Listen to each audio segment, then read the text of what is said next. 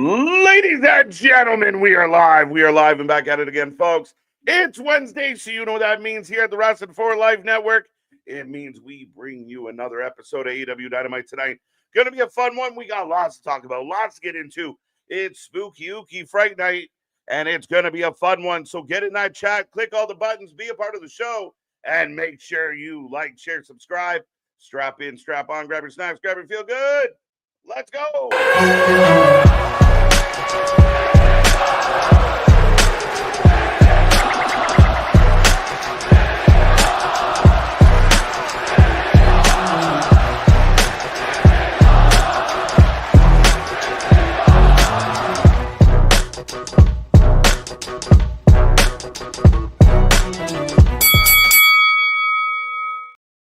Ding, ding, ding. We are live and back at it again, folks. I see that chat filling up quickly, and I see that chat getting busy already, folks. But welcome back to the Wrestling for Life Network. Like I said, this is another live stream as we bring you AEW Dynamite tonight.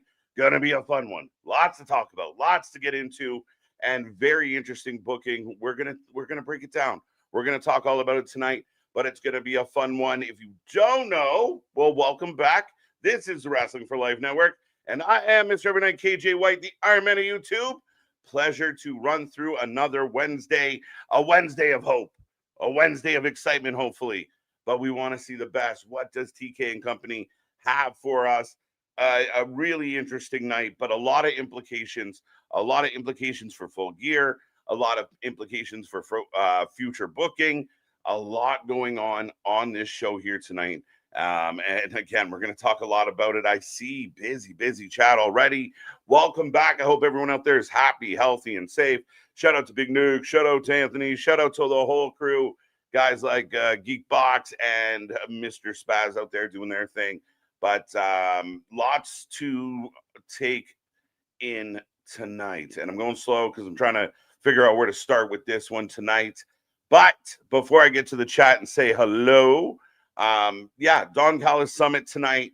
We will see the family is all here. The family will get together. The family is going to talk about it. We will see what this means. Is this just more setup for Okada and Takeshita? Is there more to it? How does that work? But yeah, there's clearly an issue here. I saw a couple comments in the chat mentioning this could end the show. Maybe it does end the show, but we will see. I don't know if it does. It's something big, is throwing Takeshita out of the Callis family a big enough main event spot? That would be the question there. We're going to do this match kills me. Darby, Orange Cassidy teaming up. They're going to take on Wheeler Yuta and Daniel Garcia in what looks like Degrassi Junior High. Like this is, Dynamite Junior High here tonight. It's crazy. That's a very interesting match. We'll see where it goes. I'm not overly, excited for it. They are going to run back Jon Moxley and Kyle O'Reilly. It was so good last week. Let's do it again. Let's run it back. Let's give you the pleasure of a Moxley-Kyle O'Reilly match again. Again, I don't know. I don't get it. I don't understand. I don't understand how you're even going to set up the Death Riders and the conglomeration to do what, why. The Kyle O'Reilly thing, I don't get it. I really don't see it. But then we get a series of Fatal 4-Ways. Fatal 4-Way to name a number one contender for the tag titles. Then we're getting a Fatal 4-Way to pick the number one. We're getting the first round of the tag team match of the women's tag team tournament. My bad. As you see the teams on the screen. So we are going to get the start of the tournament finally. Let's see. And then Fatal 4-Way for the number one contender spot of the main event. This is what I assume is going to be the main event tonight, but we don't know yet. We'll see how it goes. Is AEW worth watching tonight? Anthony, good to see you. I'm jumping the line a little bit here, and I will say hello to everybody out there in a second. On paper, you know what? I mean, you got a couple number one contender matches that are a little bit intriguing. If you are intrigued by the women's tag title match, sure. Why you're running back Kyle O'Reilly and Moxley? Where's this going? Can Moxley take a fucking week off? He falls into that quantity over quality category. Like if Moxley works every week this year, it means he had an amazing year, but I don't necessarily see that. But nonetheless, I mean, there's some stuff here. I do not care about this match at all. I thought Darby was going towards the world title. And we will talk about the fatal four-way for the number one contendership, because even that I feel like lacks believable contenders. So yeah, it's a little tough. The family summit, we'll see. I mean, the Don Callis family is so full of job talent that, I mean, it kind of waters down the two or three guys. It'd be like the Vision. Like Paul Heyman has Bronson, he had Seth. Might be switching now that Seth's hurt. But it's, less is more for me. They're all like very highly talented guys. When you get into this Callis family, there's just too many. So it kind of drowns out the fact that Fletcher, Takeshita are in this group, because so many other guys are somewhat meaningless in the company. So I don't know. We will see, Anthony. Worth a watch. Let's say yes. I'm going to be here watching it anyway. So I'm going to say yes. It's worth a watch tonight. It's worth a laugh, if nothing else. And we'll see where they go as they are building up towards Full Gear. So coming soon, AEW Full Gear. Zach in early as always. National Oatmeal Day. Okay, we could skip this one maybe. I don't know if it needs its whole day, but shout out oatmeal lovers. There you go. Cheers. Welcome back, Zach. Kevin, good to see you. Cherokee George is with us tonight. Mike TV, only 2 singles matches tonight. So, I mean, a part of the booking issue I'm having with Tony Khan right now is there's not a lot of singles wrestling happening. There is a lot of multi-people matches, 8-man matches, 8 women matches. You're running back on trios matches. You're doing trio street fights. It's really hard to get superstars over to the level that you're hoping you can get them to with never booking them to stand alone. You need some of this talent to stand alone. You need some of these stories to be simply from point A to point B, and you connect those dots without making it messy, without side stories, side angles with other people that are unrelated, that don't matter, that aren't helping the show. What are we doing? I don't know. What are you doing? I have no idea. But yes, only 2 single matches. Actually, is it 2? I'll come back to you guys. Moxley. No, 1 single match. What's the other single match? Right? So I got 2 fatal 4-ways, tag title match or tournament match, the summit. What did I miss, Mike? What did I miss? Because right now I got 1 match. Spaz, Big Dog, Jose, top 3 from last night. Thank you. That is your crown in the chat. The more you chat, the more points you get. And you get bonus points for super chat, super stickers. So make sure you hit the buttons. Get in there. Don't forget those little reaction buttons. We want to see triple digits in all of our streams. And we continue to grow super fast. So let's go. Oop, haha, only 1 singles match. There you go. Sorry. I should have read ahead, Mike. But yeah, 1 singles match. It probably won't run as long as the Callis Family Summit. Yeah, I mean, how long could Moxley and Kyle O'Reilly really go? You have a 20-minute time limit at best. So I don't know how long they're going to do that. Jason, welcome back. We're going to have a ball with this one. It's spooky. It's Fright night. It's Fright night. And maybe you guys can let me know in the chat. Are you dressing up for Halloween? What are you dressing up as? Maybe offer me some suggestions. I still haven't locked one down. But let me know. Let me know what you're doing for Friday. What are you doing for this weekend? It's going to be a spooky tonight. It's going to be scary one way or the other, guys. And there's been no mention that I know of any extracurriculars, no Leatherface or anything. Maybe Jeff Jarrett can come out of retirement or semi-retirement and defend the Leatherface, the Leatherface title. Tomas sees that. Who I think it is? Nah, Big Nick is here. Also, yeah, I thought Friday was the 13th. Was scary. Wait until Nick find out who Mox facing. Terrifying. Again, man, I mean, we just saw it. And I didn't think it was so good that we should do it again. I didn't think it was so high. Yeah, Moxley was so desperate that, he got he grabbed the ref, got disqualified. So what? I just don't know. Why do I care? I don't. Dun, dun, dun. Damien, welcome back. Ken, welcome back. As we are about 4 minutes from the start of the show, we're also getting the national anthems being sung at the World Series. Shout out to the Blue Jays who held on last night, looking good going into Game 5, and then heading back to Toronto for Game 6 and possibly 7. Looks like they move Otani to third in the lineup. Yeah, did he go third, or did they put? I thought they slid somebody in between him and Betts. But yeah, I think they're just trying to mix things up a little. I know they moved a couple guys down in the lineup as well, and one of the dudes, I can't remember who it is right now, was like 4 for 50 in the playoffs. So maybe take a seat, watch the other players do it for a little bit. What's up, Jose? How you doing? Tom. KJ is going to be like Leslie Nielsen and Surf Ninja tonight after Dynamite, calling TNT to fire TK. Yeah, fire him. But you can't fire the man with all the money. You can't do it. They won't let you do it, Tom. But I could definitely see myself needing a little bit of a cool-off period. Hopefully, this goes well. Hopefully, this is exciting. Hopefully, if nothing else, it's fun. It makes sense. And the matches are good. If you are where the wrestlers work, then you got to make it count. You got to make it good. You got to make it make sense. You cannot just mail it in. And I feel like a lot of this booking is mailing it in lately. People don't want to hear that. People think it's anybody that says what I just said is making it up. They're lying. They don't watch. Well, none of those apply here. So unfortunately for them, that's my observation, that it has declined drastically. And I don't think the writing's going well.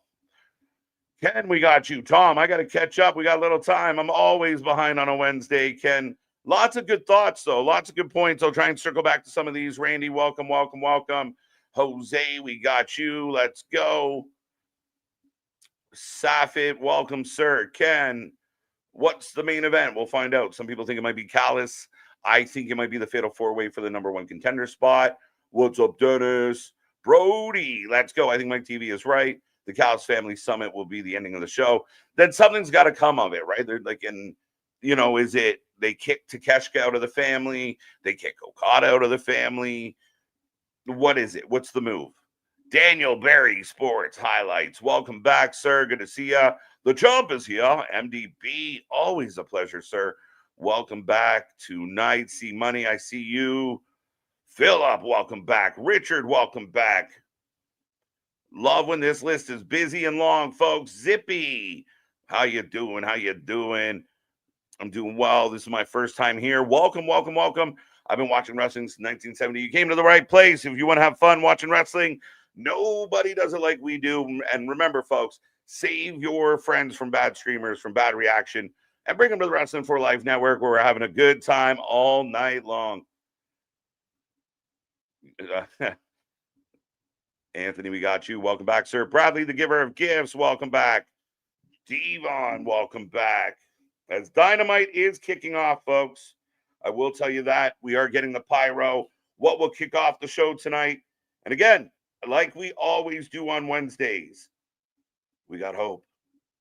All the hopium, all the excitement. We want it to be a good show. We're not hate watching, we're hope watching.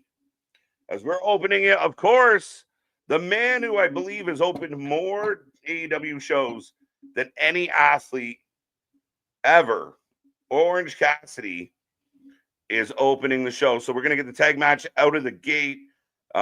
This one right here. So literally on the graphic today, I chuckled when I saw it because it does. It looks like a poster for, AEW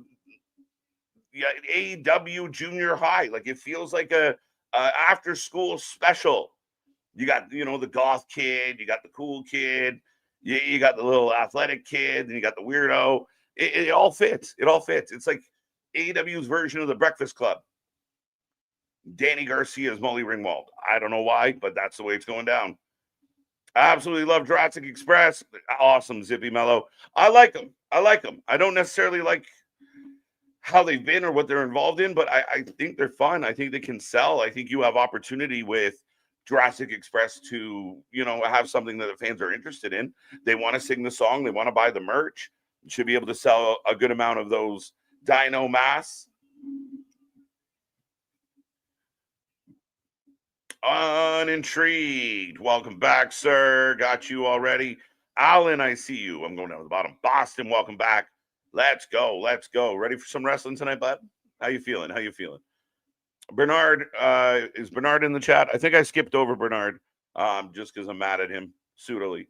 Batch, good to see you. Welcome back, sir. Brody, what's this one? Fun fact, in 1991, Tom Selleck signed a spring training contract with the Detroit Tigers to prepare for the movie Mr. Baseball. He played the actual hit a home run. Did he actually hit a home run? I think I remember hearing that lore about him signing that. And we've seen actors and such do that kind of thing. I didn't know he got a dinger, though. Good for that's fucking quite awesome. Ronan, welcome back, sir. Like the jack-o'-lantern, bring the doom. Friday night. And even Wheeler Yuta is getting the intent. Look at this. We're doing like the Halloween spooky entrance for the Death Riders. If they weren't scary enough already, here we go.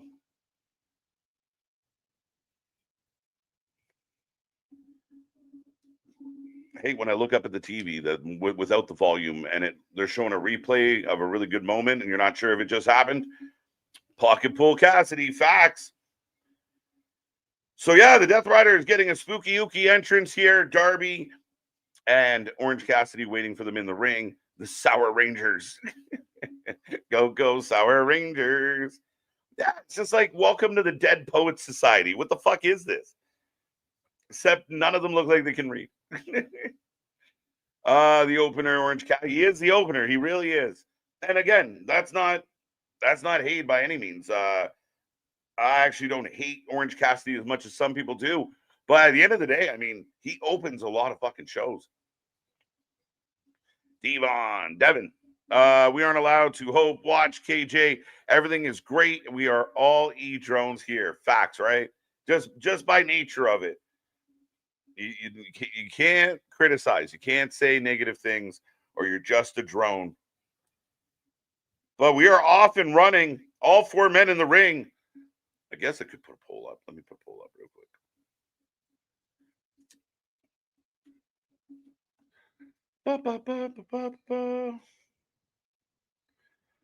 They're a well-oiled machine, apparently.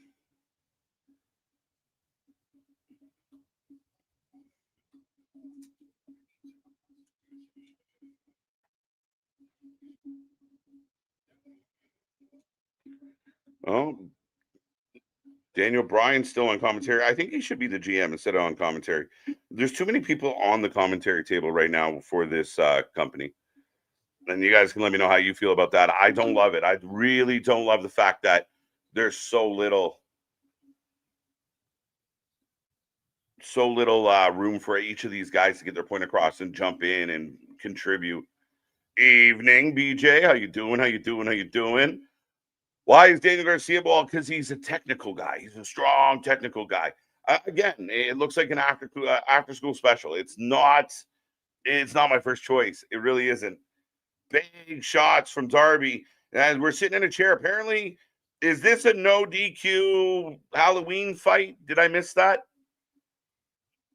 Trick or treat. Okay, yeah, there you go. So we got chaos. Yuta goes through a chair. Here we go. Danisha. KJ, did you see the news that Warner Brother Discovery's selling to Paramount? Did hear this. AEW is going to get screwed. I haven't heard it confirmed that Paramount. I know it's in the up for sale.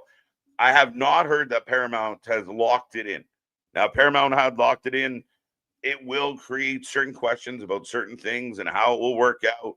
You can damn well guarantee that the WWE has, essentially a non-compete clause in regards to their programming. So to be under the same umbrella might be impossible.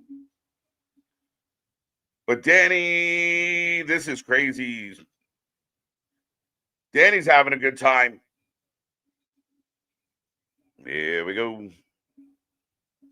Fun. I got that one. I'm missing the first part of the show because I'm about to get my big boom AJ on. There you go. Man's always at Costco. Loves it.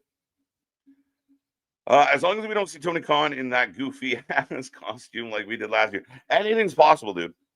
Anything's possible. I think Tony Khan should show up dressed like John Moxley, shave the head and everything. As Darby comes off the stands, the crowd goes wild. Yeah, coffin drop. So a trust fall from the second balcony down. Fun start to the show, if nothing else.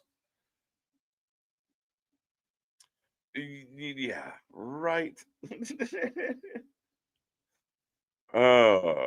But what's your interest in FTR versus Young Bucks versus Jet Speed? I'm a little intrigued because I do think that you have to do more with your tag teams. You have an opportunity to do better with your tag teams. You could do, so many different things that you're not doing with the teams that you have. I don't get it. I don't know why you won't use them more.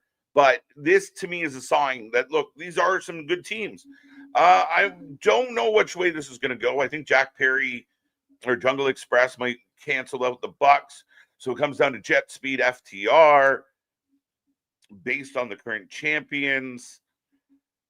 Yeah, Jet Speed again. I mean, it's intriguing. I don't know how we're going to break it down, but those are, at least it feels like something. But if people talk about repetitive booking, people talk about lazy booking. Is it a tough spot, Damian, and anyone else out there, that you fatal four-way to find out the tag number one contender, fatal four-way for the men's title number one contender? Or are we just going to do a series of fatal four-ways and tournaments to figure out things? I guess that's the approach right now, and I don't know if I love it. I wonder what happens to AEW when someone buys Warner Brothers Discovery, precisely Paramount Plus or Netflix. It really does get complicated, Devin, because it would all matter on, is that an asset that they would dissolve of as they pull it over as part of the negotiation? Is there a clause in their contract with the WWE that would prevent both companies from being under the same umbrella? I don't know if that's the case, but there is a good chance. And again, you would then have to, are they going to need to come off of HBO Max? Are they going to go elsewhere? Like, how does it all work is still up in the air, and how much it will impact them is still up in the air. But I think it would be naive to think it wouldn't impact them at all. Like, life just goes on. These mergers and these deals have killed wrestling companies before. And for Tony, they might love what they're doing. They might think they're having the best year ever. But if they don't have anywhere to air their weekly show, I mean, what happens then? Does Daddy run out and buy a TV station? Is that the next move? Is that the next plan? Pops just go, help me. I need it. 86% of the chat going for OC and Darb.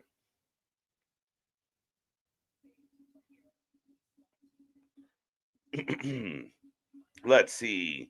I choose to make that a thing again during the pandemic. Never again. I was KO'd for a day and a half, 2022. I don't know what you're talking about. We don't have to go back that way. What's up, Bash? Let's go. Ladies and gentlemen, it's time for the greatest wrestling stream of all time, Wednesday Night Rants, with your host, the magnificent KJ White. Well, hopefully you can hear me loud and clear. You guys are having a wonderful week. We got Wednesday in the books, hump day done. Now we cap it off with the wrestling as we're rolling into picture in picture. And we got Friday Junior tomorrow, our preview show for Saturday Night Main Event. And then, of course, Friday Night SmackDown the night before All Hallows Eve. It's going to be a good one, and we're looking forward to it. Or it's actually, but should be fun. We got lots coming your way. Got that one. Wow. What show was more interesting, Full Gear or Saturday Night Main Event? It's a little bit of apples and oranges there, Damian, just because you have, it's kind of that quarterly special. I don't put a lot of stock in it. Full Gear should feel more interesting, feel bigger. But right now, I mean, Saturday Night Main Event stacked.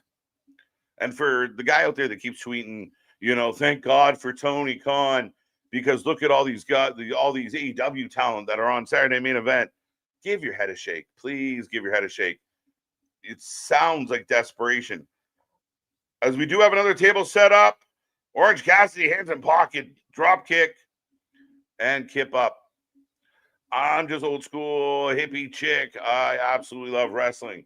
You came to the right place. That's how we are. That's our vibe. We feel good, and we appreciate you being here, Zippy. Hope you have a fun time and talk all the wrestling. Don't be quiet. Don't be shy, and keep it coming. Apples and crapples.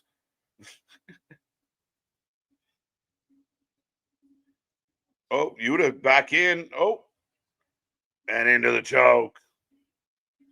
And if AEW does die, it would be sad. I'll just shrug and say, at least we don't got to deal with the insufferable sickos. Yeah, I mean, 1-0 Toronto. Let's fucking go. Oh, there you go. 1-0 Toronto. I like it. 100% with this one because nobody wants them to go away. Again, I've said it a million times. I started this little shindig here on YouTube because of AEW. I'm a big fan of AEW. I get told I hate AEW all the time because I want to talk about it. And certain people just really can't digest the facts and can't digest what's really happening in front of us. Did they just ding her again? Let's fucking go. Back-to-back jacks to open the game? Let's fucking go, folks. I'm sorry I'm distracted. But right now, Vladdy is rounding the bases. First two batters of the night go yard. Let's go. Just kept that jacket warm for you, sir. Yes, nobody wants AEW to go out of business. We don't want that. We don't want it because we do want a company pushing WWE. And we can debate the merits of whether or not they're competition or not. But they're not the competition they think they are. But they still need to exist in the ecosystem to keep pushing WWE, to have something out there, to offer an avenue for other wrestlers. So, I mean, again, when there's a will and a way and you have $1 billion, you can probably pull off a lot of options. It's early, but it would be troubling. But I do not want to see the company go away. I just want to see it get better. And apparently I hate the company for feeling that way. Coffin drop. And they fucked up, kind of, but salvaged it. We break this one up, and this match is clipping about 14 minutes deep already. How are we feeling about this opening match here tonight? Got that. Shad will throw money. Yeah, just throw some money at it. We'll solve this problem. Fuck it. We'll buy a network. We'll buy the distribution. Fuck it. We'll buy the venues. I don't give a shit. We'll just own it all.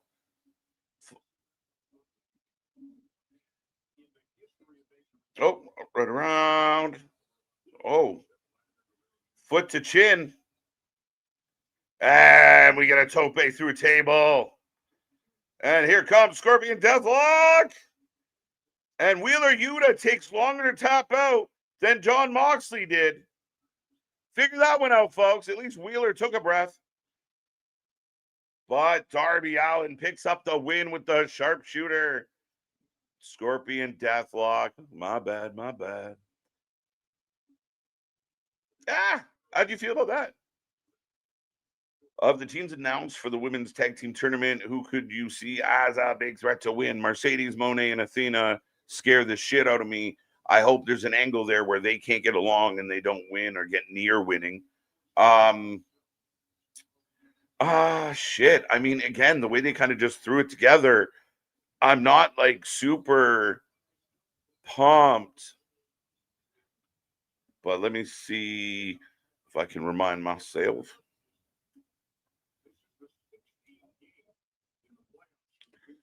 Just want to see what the bracket is. We got Jamie Hayter. Again, we can go a few different ways with this, but I really thought they were doing something with Julia Hart and Sky Blue, but they don't feel as scared, like as intimidating, as important as they once did. I like Bane and oh, here's Hook.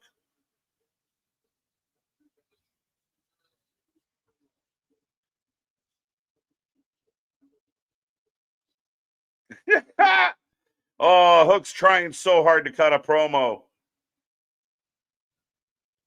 He's so nervous. I feel nervous.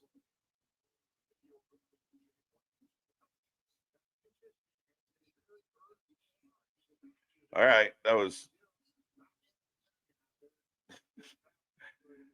What show was more interesting? Yeah, I didn't really fully answer this, but again, I think you kind of got scrambled eggs. But I think Athena and Mercedes wouldn't shock me, and that is insane to even say out loud.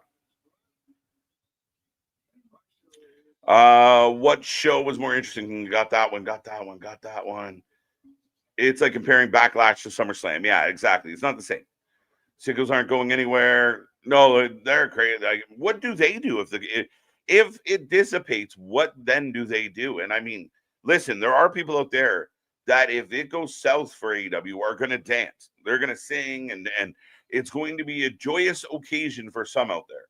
They're really going to feel like they won the war, and they're gonna shimmy and shuffle, and it's going to be a very intense couple days on X. But then what? I'm watching Chicago TV. You love your Wednesday Chicago's, eh? All right, all right, all right. A hardcore match. We haven't seen that in a while. Yeah, I forgot that it was like a Fright Night anything goes match. Who the fuck wants Mox O'Reilly? Boston. Boston, what are we doing? What are we doing with this? Anybody know why we're doing this, running it back? And I know the argument is, well, KJ, they didn't come to a conclusion. He cheated. He hit the ref. Blah blah blah blah blah blah blah blah. I don't care. I don't care. I don't know how we got here. I don't think like what is Mox's goal here? And are you setting up like Death Riders versus the conglomeration for blood and guts? Oof. I don't know how I feel about that either. But running it back, it was boring last week. It's going to be boring this week.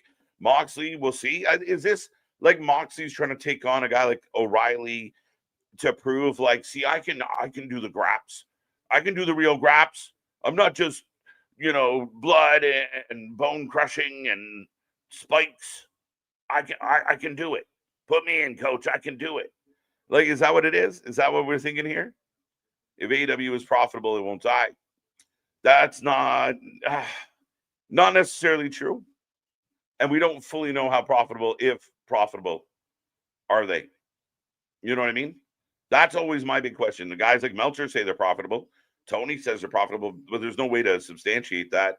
There's no way to prove that or verify that. There's nobody out there that knows that outside of a select handful of people. People are making assumptions based on, oh, well, their TV deal was this and that. What is their payroll? How much have they spent on music?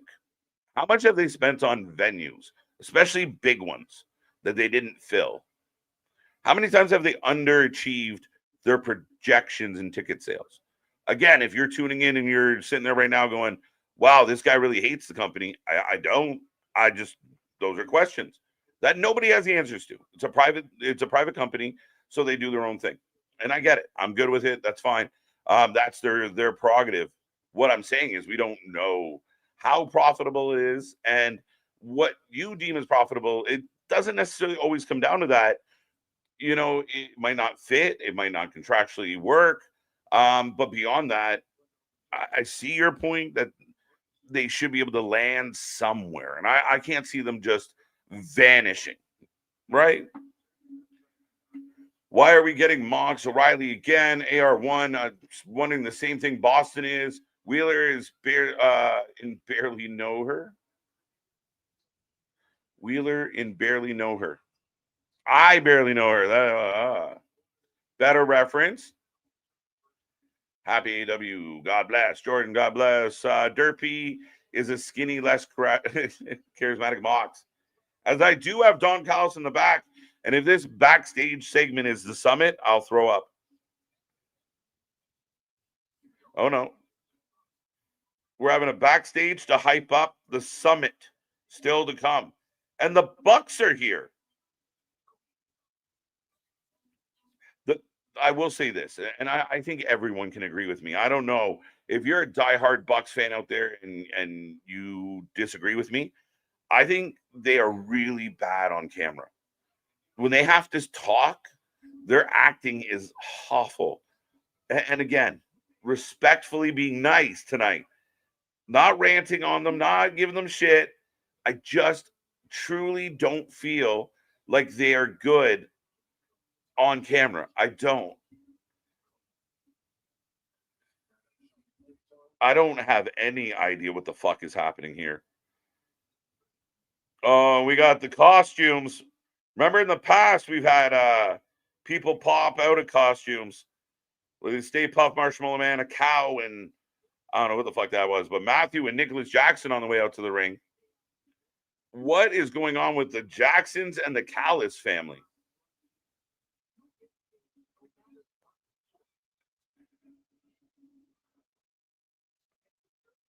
Yeah, what is happening here?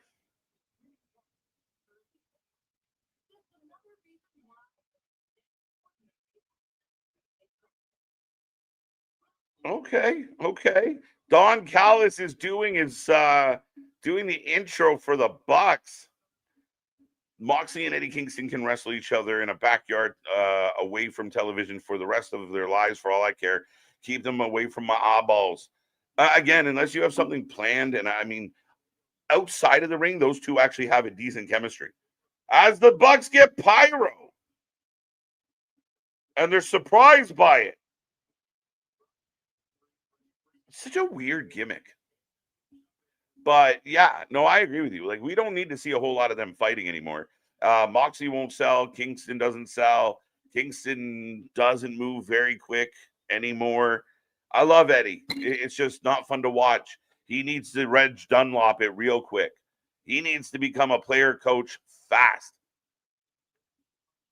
By the way, happy 23rd anniversary to Grand Theft Auto Vice City video game. Oh, wow.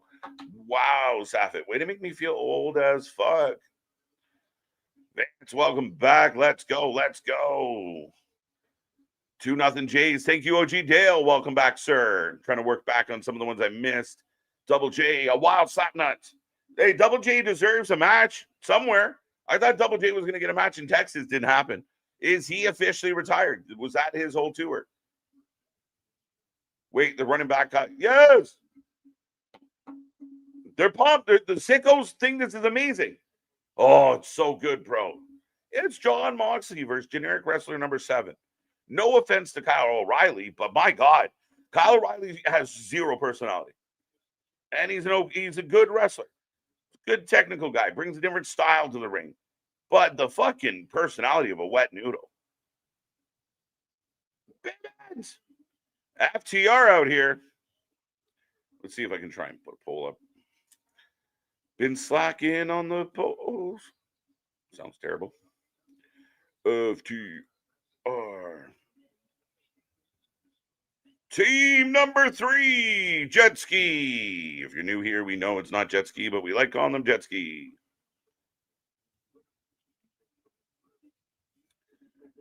Oh,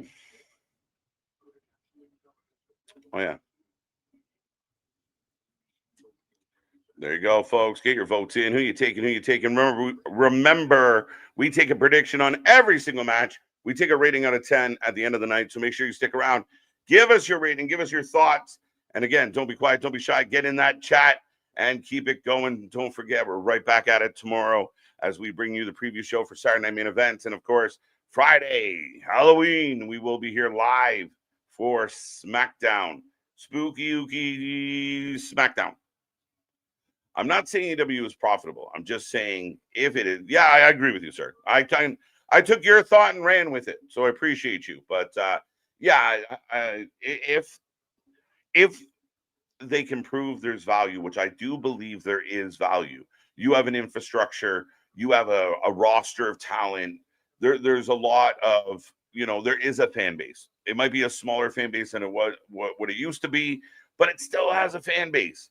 And when you have a, kind of a built-in core audience, you can grow that audience. The good news is you have, the the 500,000 just absolute diehard, AEW fans. And then you can grow on that. So there is, again, if they lose their deal with WBD, and it's speculation at this point, but if they did, it then becomes, I think they'll be okay though.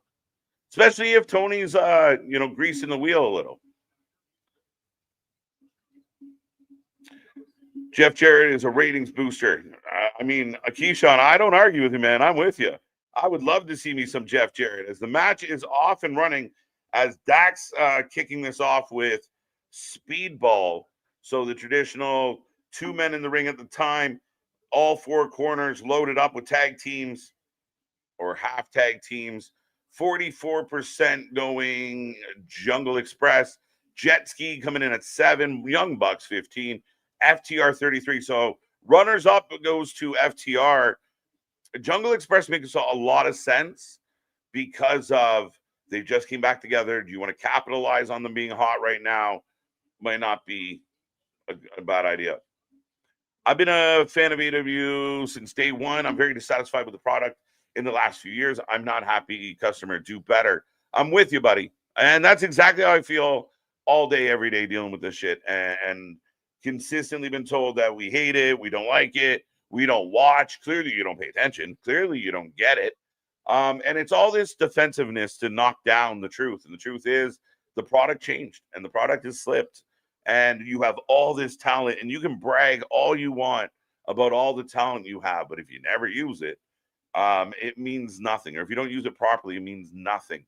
Again, you can brag about your car, but if you can't get it out of first gear, it means shit to you. It means shit to me. So what are we going to do? You got to find a way to get it out of first gear. You got to find a way to pick this up. And just, again, I think there's people out there that can help.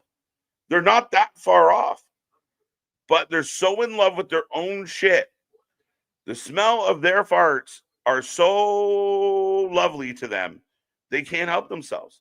They can't turn it off. They love what they do. Guys like Meltzer feed them the thought process behind it and you're doing great. You're doing great. As everybody is, and I kind of like what they're saying about too many guys are staring at each other right now. These like set multi-men spots bother me. They're so house show, so indie. And they do it every multiple man match.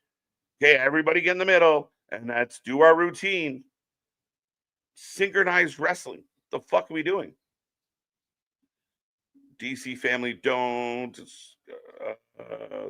Kiss. Not sure what we're hitting there, Anthony. What's up? Got that one. Richard, how you doing, buddy? Tag team number 1 contenders next. Yes, it is. Off and running. Callis is doing the Bucks entrance. A little confusing. So is trying to get back in the good graces of the Bucks. The Bucks go back to Callis. Now it just feels like too many things like that are just, let's do what we did in the beginning. Let's do what we did 5 years ago. Thank you, sir. If there's anything KJ and I agree on fully, is John fucking Moxley. He brought us together. He really did, man. I know we've had some disagreements, but we're getting handshakes all around right now. FTR shaking hands with the Bucks.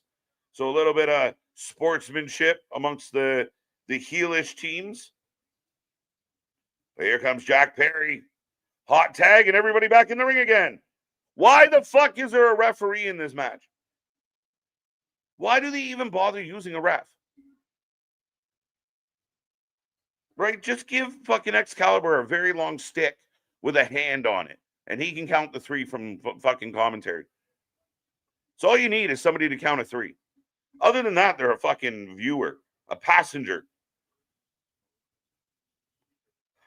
We get the drop kick. Oh, Cash cuts it off. And Cash says he wants to do it.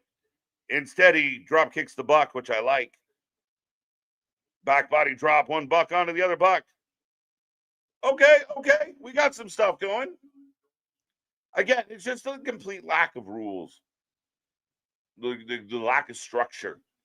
And maybe I'm just the old guy. We've talked about this before. Maybe it's just a younger generation doesn't give a fuck about the rules. They're just really happy that people jump over shit. As Bailey with a huge tope. Kevin Knight up to the top. Dax chases Knight up. We're going to get a suplex onto the group. But it's very telegraphed. Very slow to come together. Oh, everybody down. That, God damn it. Knight is clutching his knee. Dax is holding his head, as you would expect. Cash is actually shaking his hand out. That is a huge spot. All men down. We go to pitcher and pitcher. And how are we feeling out there, folks? How's your Wednesday going? The World Series is cruising along right now. So we get a base hit for the Jays in the top of the second. Feels like the first inning lasted forever. Jurassic Express to win. If TK puts the Bucks in the Donkhouse family, I will lose it. Like, come on now. Two of the best wrestlers in the world, and this is what you have for them. He doesn't seem to have much, and it feels like follow the bouncing ball. And I agree. There's been a lot of the decisions that have been made that we don't know. So, like this summit tonight, is it an overhaul? Is it a new vibe? Are they kicking people out? What will this look like? What will it mean? So far, so good, Richard. I would say it's fun. Again, people can say I'm picky. People can disagree. And this is where the subjective side of things come along. I want rules. That sounds terrible to say aloud because I never ever do. But in the wrestling matches, I want to see the rules to an extent. You can have leeway with the rules, but you can't just run amok. I want the structure because the structure tells a better story. I love that the Bucks can do those flips and tricks. I think it's awesome that Speedball can jump over the ropes. I think it's cool every once in a while that Dax and Cash do shit. But if that's all we're doing, it's just the moves for the sake of moves. I know I sound like a million other people right now, but that's what this is like. I don't think they understand it. And they're so resistant to the idea.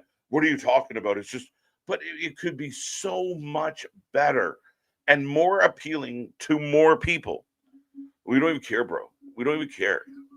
Nobody even watches the Fed anymore, bro. Agreed. Richard might be a clusterfuck, but we're gonna have a good time. Yeah, exactly. That's what it is. It's the car crash, right? It's all right. Let's go. It's a little bit of ridiculousness for a while. TK Brooks Jensen on Evolve. The fuck Brooks Jensen. Yeah, he's been out there for a couple weeks there, Chris. Jet speed doesn't move me. I don't think they move anybody, and I think Kevin Knight's a great solo talent. I think again, if you had the titles in better positions, you could have a guy like Kevin Knight fight for a mid-card title. I think the AEW had a really good opportunity to have something like the TNT title kind of felt like make it feel like an X Division title, make it feel, faster pace, harder working, make it feel special, but make it the one that's going, that kind of pumps the blood into everything. As Lucha Dragon in the house, taking out everybody. Even the men on the apron, down they go. Bryan Danielson is wearing a lucha mask. No, he's not. Is it a Halloween thing? He didn't opt in. Is it part of the cult? Is it like cult apparel? Yeah, I kind of think you're onto something there, Cherokee. Like, I mean, if you're smart as far as you kind of want to ride the hot hand, they just made a comeback. But there's also, I mean, FTR could use a win and an opportunity.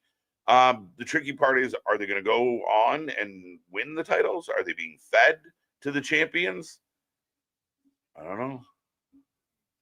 So Mike Bailey went from mid-card contender in TNA to tag team afterthought in AEW. Again, I mean, we see this a lot, Jose, as far as, even with like, Penta and this one and that one. And you're like, they were clearly booked better in AEW. Well, wait a minute. They weren't being booked in AEW at all. So why is that even part of the discussion? Rusev wasn't getting booked. We hadn't seen him in over a year. again, a couple examples of the opposite of it. But again, we also see people that have gone into AEW and just kind of dissipated.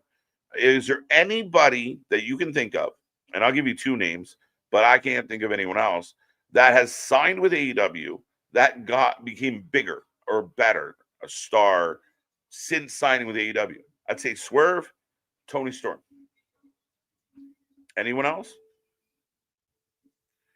Little scapegoat. He's not that anymore. What the fuck happened to FTR? Big fan of Cash Wheeler. I'm a big fan of FTR, and actually had Dax literally respond to one of my rants recently. And all he said was, "I'm trying, man." Because I was like, I'm trying to understand. If you guys aren't on, if you're being booked on pre-shows, if you guys aren't being booked at all, if you guys are relegated to Collision, then how are you this greatest world beating tag team that's ever existed? How are you that when in the kind of in your prime of your career, we barely see you over 2 years? They got their money, they get more time at home, which kudos to them for that. I commend them for that. But again, as far as their legacy in wrestling goes, it's hard to be realistic and say, yeah, you've really maintained that vibe when you don't work. And when you do work, it's okay. We got a 2 count in the middle of the ring coming out of the commercial. Wow, Kevin Knight almost pins Luchasaurus. But yeah, I don't get it. They were on the way out the door. Apparently, they leveraged WWE to get more money from AEW. It worked. They re-signed, and then they basically have been lackluster at best. The same people get all the airtime, even when it doesn't make sense, especially Jon Moxley. Facts. That is one of the biggest problems, Kid Revo. It's the wrong people taking up the most important time and taking up the most time. We get Moxley ruining pay-per-views. At least 3 pay-per-views this year, Jon Moxley killed the vibe for the pay-per-view. And you keep doing it. But you got better talent that could do a better job, and you can get out of the building with a better vibe, and you choose not to. Why? Why wouldn't you do it? Why keep going to the well?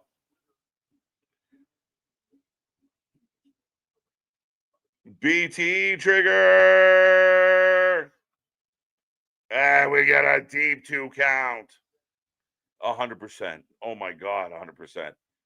The one that they're trying to command respect, but nobody's giving it to him.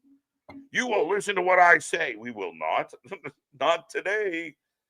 Already better than the first match. It is better than the first match. And again, it's chaos. It's from a wrestling standpoint, there's a lot of things that could be better, but it's fun. It's entertaining. It false finishes everywhere. The match won't stop. Blind tag, by the way. Dax is, I think, the legal man now. But that's again, it lacks structure, but it's not boring. I'm kind of liking this match. I agree.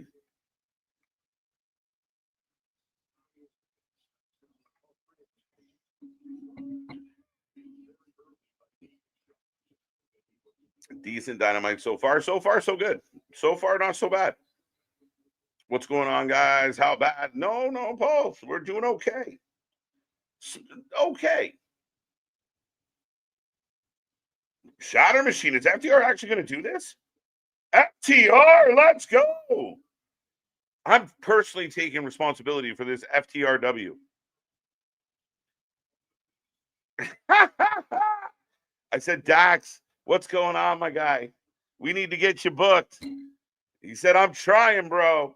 And there you go. FTR get the win. I'm taking marks. I don't care. I called out Tony's book, and here we are. 1 week later. FTR. I thought it. Jungle Express, Young Bucks might cancel each other out. Jet ski. But yeah, there you go. Your new number 1 contenders for the tag titles. FTR. And at least it matters. It's something for them. I hope they make the best of it. Nah, I want Jeff Jarrett from the Callis fan. Far from it. Yeah, don't put him in there. That's worse than retiring. Yeah, no way. Too many slap nuts in that crew for him to go. How you liking this match? Match not bad, Brandon. Not bad overall. As we go back to a replay of Samoa Joe and the carnage he caused. What if Jarrett and Jericho team up and back in WWE? Whole lot of things. Double J. The double J's. Knight should be the fourth man that hurt Syndicate. I can see why you'd make that claim. I just think Knight needs to get away from Speedball. I think Speedball and Knight should be having good competitive single matches. And you have a chance with guys like Knight and Speedball. We see Fletcher holding the belt. Fletcher doesn't get utilized in a way that we, put him in the, inconsistent good matches, but use him more consistently and line up really challenging competitors that we kind of believe in. Lady B, am I too late for the Wednesday night rant? Never too late for you. Welcome back. Not a whole lot of rant and raving yet, but Jon Moxley is about to be here. And, folks, again, we'll talk a lot about it. But you know what really rubs my ropes? What rubs my ropes is Jon Moxley in general right now. But I don't understand, and I'm struggling. I've been saying this for 2 weeks now. If you watch Wrestle Dream, what about the Darby match with Moxley was good? What aspect of that match was good? What aspect of that match mattered? Like, I feel crazy because it was garbage. It was absolute garbage.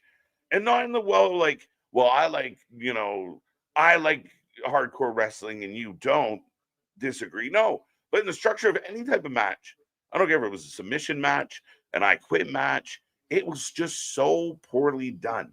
Right up into the finish. The finish was shit.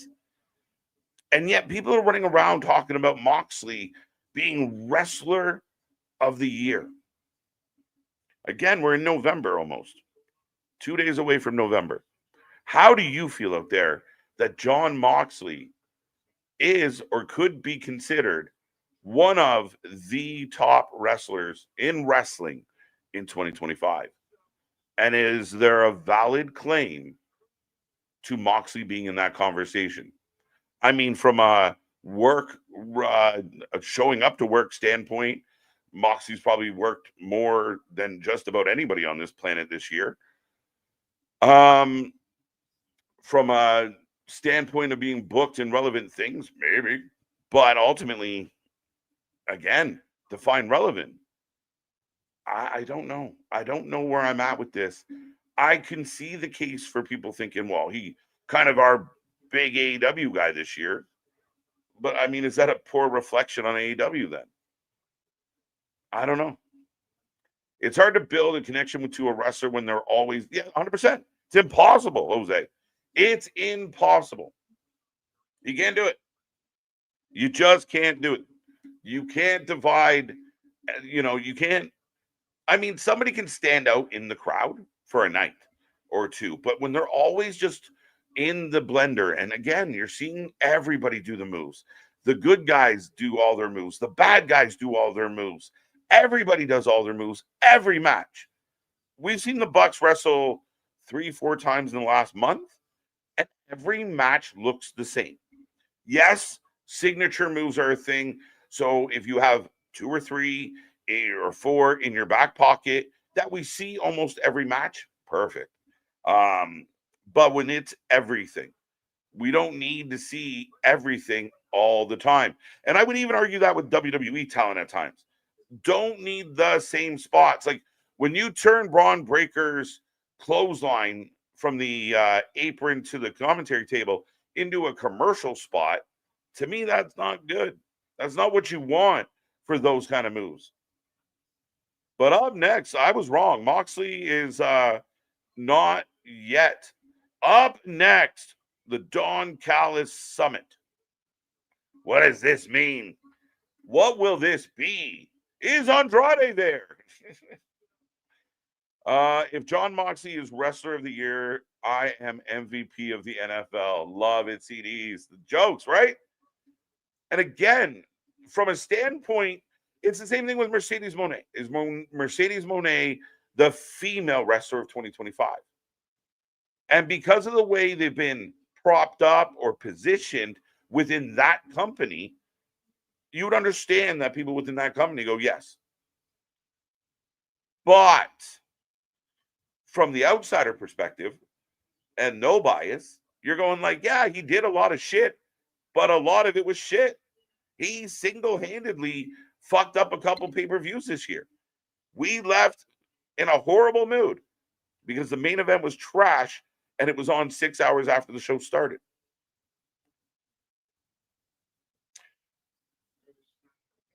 No Takeshka. Don Callis, it's too damn big. This is only so we have 7 of the 13. I like Moxley's tribute to Dick Slater by giving Darby a virtual swirly. Like, you know, Corey, I like it. Half this group is full of jobbers. Yeah, yes. It takes away. It'd be like if Paul Heyman had Braun Bronson, Tozawa, Pretty Deadly, fucking R-Truth. You know what I mean?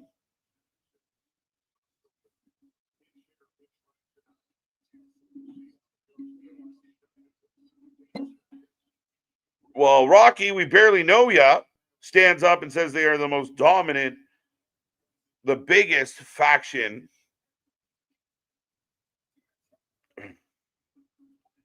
So we got Fletcher, an empty chair, because Takeshka's not there.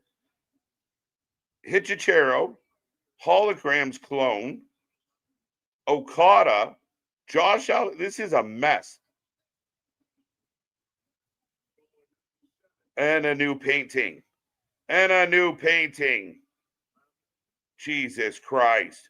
We got a new painting, folks.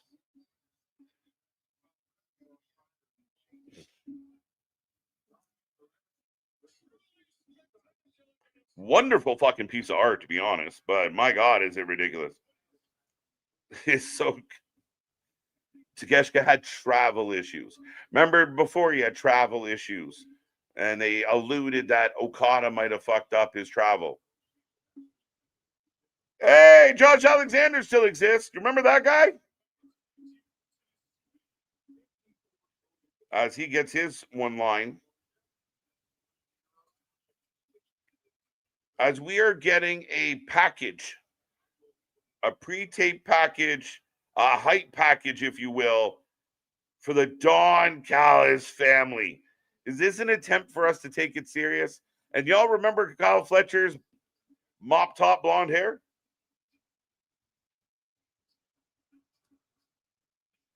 Are they really going to try and like up the ante with these guys? All right, this is where we're going with this?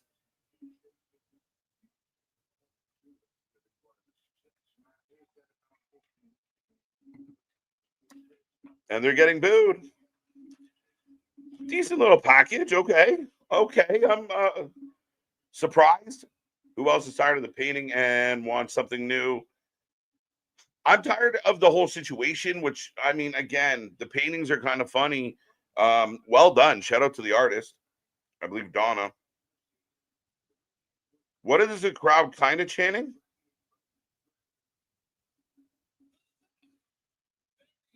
As Kyle Fletcher now has the mic. So this is just a summit for everyone to come out and tell everyone how great. There's more people in the picture than are at the summit.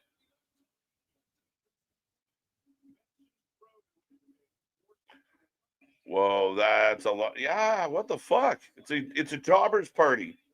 And the collection of guys here, like they could have all worn suits, or they could have all like worn something. I don't know. They look like such a hodgepodge mix of characters. Squashed Alexander, yeah, a hundo. Okada went from being the man to now being just a member of the Lane stable. And again, I don't get it, the way it all played out. He just walked away from the Elite. No payoffs is one of Tony Khan's biggest problems. And Takeshka's here.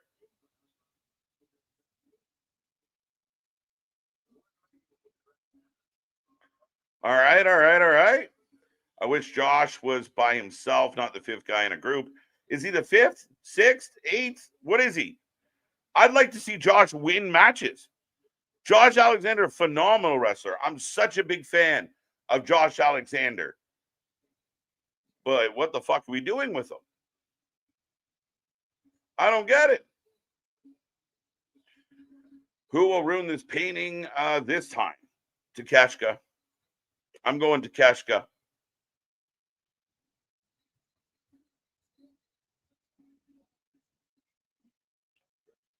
The IWGP World Champion. Oh, Takeshka's instantly pushing towards Okada.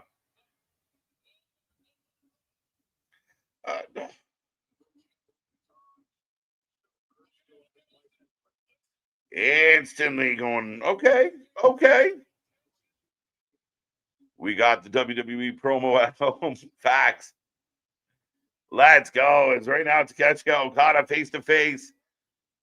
Waldo at the Blue Jay game. Does Don Callis think he's trying to be? He's trying to be. It's not even the same league. I know, like the people that vote on the Wrestling Observer, like Don gets votes. It's embarrassing if you don't realize how much better Paul Heyman is than Don Callis. I'm sorry, it's not even a maybe. For real, for real. What's up, Rants? I don't know what people it is you speak of saying that. Haha, it's literally batshit asinine best wrestlers.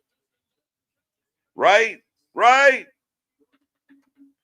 I don't make this shit up, folks, but it's confusing at times.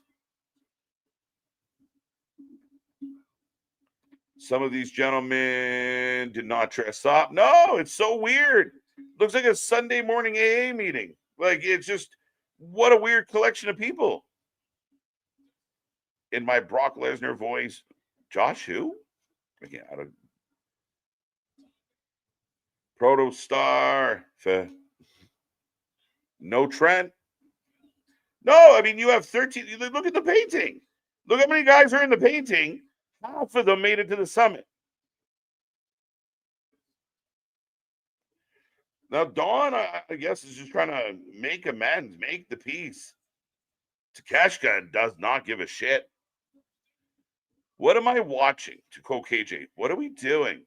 Here's my question for this segment. What are we doing? Exactly that. What are we doing? And I know what we're doing, but we're doing it in a really weird fucking way. You did not need to use the tag team champions to set up Okada Takeshka, and that didn't do it. Now we're here. That didn't even help.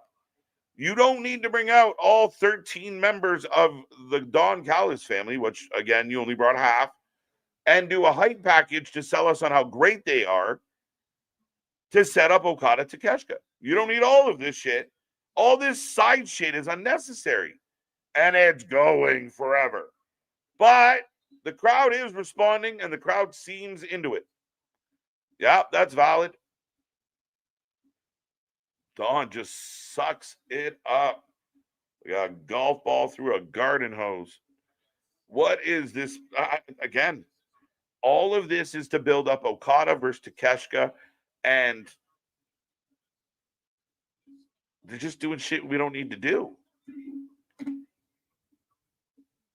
Are they still wrestling in AEW Ring of Honor is the better question.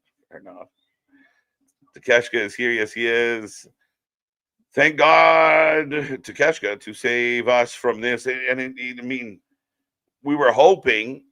Don's asking for the handshake.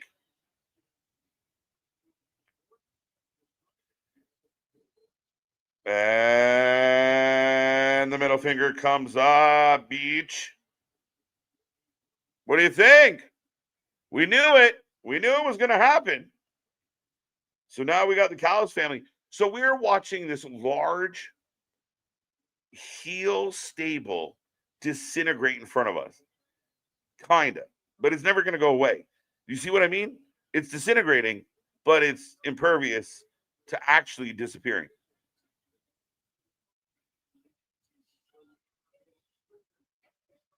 Okay. This Saturday. They just did this. They hate each other. Dawn tells them to shake hands. They go to shake hands. Okada flips off to Keshka. Basically says, sit on it and twirl. The whole crew jumps in, keeps them apart. And the solution to this dilemma is on Collision. You are going to be in a tag match, and you're going to learn to work together.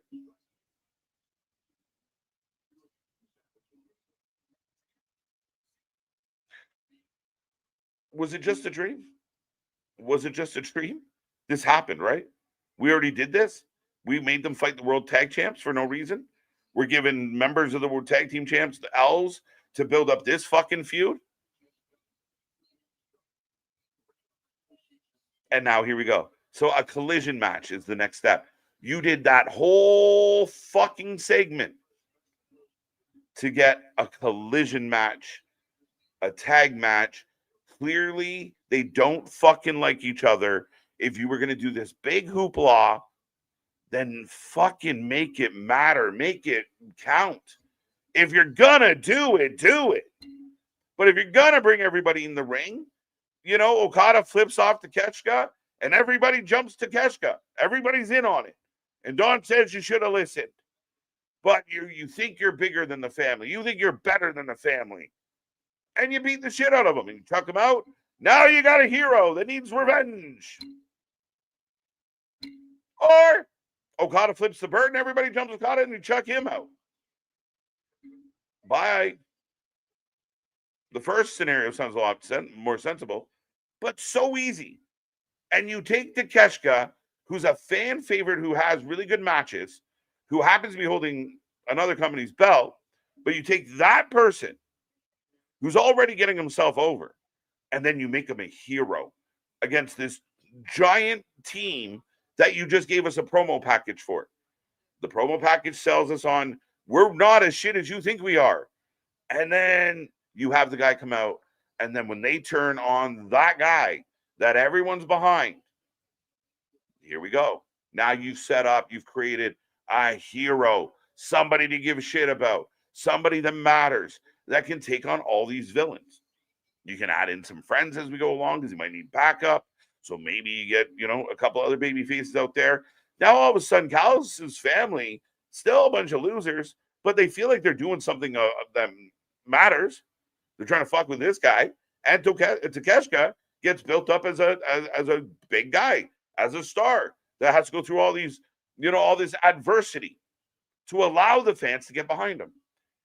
But when all you do is 50-50 booking, and when all you do is 50-50 fucking storytelling, everybody's in the same boat, and the fans don't really get that hero, right? You don't get that, oh, fuck. That is no doubt about that one. 2-1 as the Dodgers are on the board with a solo jack. Hernandez didn't waste any time. But yeah, no, I thought that segment was terrible. And it's only terrible, Rance, because of what they did, what they chose to do. You could have taken all the guys they had in the ring. You could have taken the same production, the pre-tape. You could have take all that stuff that you got and just wrote it better, booked it better. So all you had to do was take all those fucking pieces and put them in the right place. And you have something. You have something. We think they suck. But a lot of times you have that vibe. So I let them off the hook a little because they're heels. But we feel like they suck. But you hype them up and you sell us on, we don't suck. We're strong. We're united, blah, blah, blah. And then you show us them united. Oh, fuck, they are. They're figuring their shit out. Look, they're doing something cool. They're beating up Takeshita. Now maybe you can take a couple of them and put them in matches and actually win. There's another recipe that really helps a wrestler: winning. But here comes Jon Moxley. I don't even want to put a poll up for this one, but I will. The run back, the replay from the rematch from last week, as O'Reilly already in the ring, waiting for Mox to walk in through the exact same way that the other members of the Death Rider did. He is with Shafir as well. Outrunners are probably doing Ring of Honor dark matches. Yeah, they're not doing much. They might be doing Ring of Honor. Again, there's a perfect example for me of two guys that were over and that were getting a reaction from your crowd. And you don't put why? What someone explain to me. What is the method to the madness? Help me understand. If you get a talent that the fans like and they're cheering for and they're excited about, why are they never on TV? If you have a guy that you continually put on TV that is getting limited reaction from the audience, but you choose not to sit him out. You choose to use him or them instead of over talent the fans want to cheer about. The fans that, teams that the fans want to be behind, wrestlers the fans want to see. Yet they're nowhere to be found. It's a weird thing. And I've said it before and I will say it again. That is more like Vincent Kennedy McMahon than Triple H is. Period. And I think that's undeniable. God, it looks jet lagged. Always. He's perma jet lagged. As Moxley and O'Reilly, I truly think they're booking these O'Reilly-Moxley matches because O'Reilly brings the martial arts style, and you see the way Moxley starts the match. I think Moxley wants to try and prove that he's like I'm a badass. I can do the graps. That's what I think this is about. It's about John's ego. And again, I don't care what people say. His boss, his wife, himself, maybe he doesn't pay so much attention to social media, but people around him know exactly what's being said about him. But that's what I feel like Moxley's doing these matches for, to try and look, I can wrestle too. Stop being mean to me. The Blue Jays uniforms need a splash of red in them. The baby blues, these ones don't, other than the leaf, right? Do they have red in the leaf? Why does Kyle look like he's trying to sell his timeshare? This better be good. Yeah, I'm in picture right now. Moxie in control, folks. And I will take a second to remind everybody out there, the show rolls on tonight, but we are back tomorrow for your Saturday night main event preview show. It's going to be a fun one. We are going to break it down. Not a ton of matches, nothing added. Will they add something on Friday? I don't know. But yeah, we will break it all down. We will talk about it. What does it mean? What does it look like? How will it impact Survivor Series? And so much more. But be there tomorrow, 8 p.m., Friday, 7:30 at that regular time, a couple weeks in a row, which is nice. But we are back for the Halloween party of all Halloween parties. Be a friend, tell a friend. Make sure we get that one loaded up. And Saturday night, Saturday main event, we are here live on Saturday. It's going to be a great one. The night after Halloween. Lots of titles on the line, lots to talk about.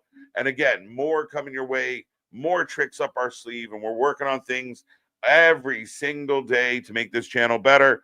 We appreciate everyone out there for being a part of this tonight and any other nights. And I hope, again, that your week is going well. It's not going well for Kyle O'Reilly right now, who we are in picture, and O'Reilly down on the apron, Moxley doing Moxley things.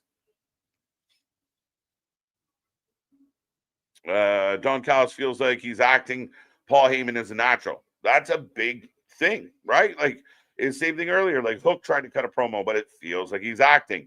The Bucks try and do stuff on camera. It feels like they're acting. Too many people in AEW feel like they're acting. And people are going to say, but KJ, they are acting. It's not supposed to feel like it. It shouldn't come off. It's supposed to come off clean. Supposed to come off natural, authentic. It should be true to form. Should be a little bit of yourself turned up to 10, 11, 12. You should make it a part of who you are, and it should tie into you very well. And if you don't have it, it could hurt you. And there's so many people in this company that just don't have it. But then again, Tony Khan just does not have it. Let's be real. So this match has become almost a street fight, according to Excalibur, as we come out of pitcher and pitcher, and he's got a full Nelson, and then he slams Kyle O'Reilly. Hey, John, stay in the fucking ring. We get it. You know how to slam people into things. Now wrestle. Go.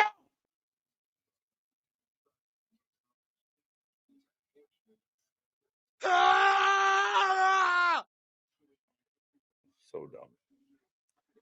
No BSKJ, white Minnesotans sound like Dyke. There is a connection.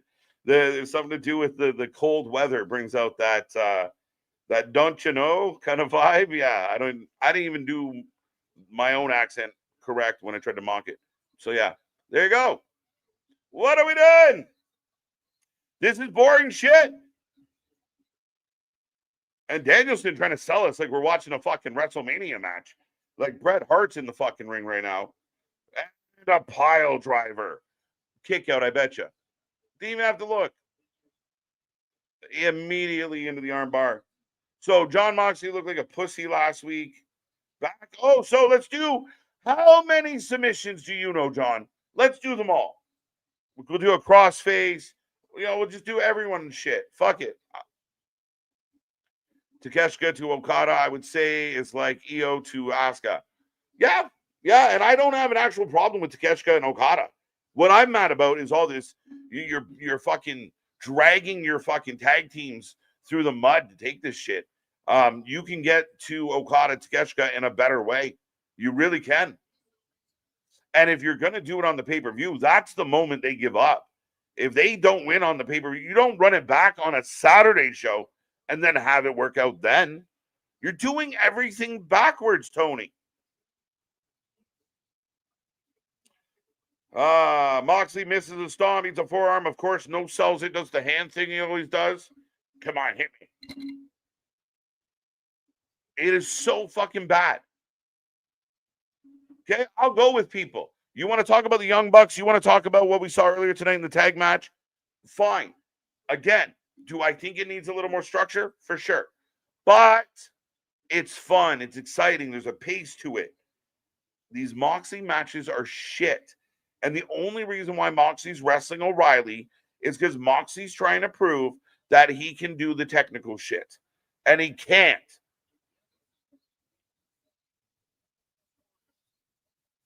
Like, even that spot there looks so stupid. Knee to the back of the head. Moxley lays down sleepishly. We don't even have a full family here. Yeah, I mean, we're holding a summit for half the team. What the fuck? If you're gonna do a summit, bring them all. Let's talk about it. Here's my WrestleMania 42 card. Byron, I might come back around to that one as we are currently tied up. It looks pretty solid though. Appreciate you. I should have put a comma on there. It happens. Grammar matters. I miss the old IWGP title. I would agree with that. Now we're back. See, this is what Mox wants to prove. That Mox is a Muay Thai grappler. He doesn't want people to know that he's being choked out by some dude from Jiffy Lube. It's boring. Forearm exchanged again. Let me go down to where you guys are actually talking about this match because I'm fucking slow. Not enough. 3-1 J's. Yes. Thank you, Dale. My freaking eyes. Into a triangle. That's all this is. Now Moxie can say, See, I do the technical stuff too. And Daniel Bryan on commentary is starting to get on my nerves. They would have to give her something good. It would depend on how much. I don't know what. I'm sure it's in response to something I said, but that comment sounds all types of wrong out of context. Yeah, pile driver, 2 count. 2 count, 3 minutes into a match that has now gone 8 minutes. Don't do the fucking pile driver. It makes it look stupid. And I know some fans out there don't give a fuck about that kind of thing. I do. And more and more and more people seem to think that way than the way that you're thinking. We got to work this out. Like, this Moxley shit is boring. I just don't give a fuck.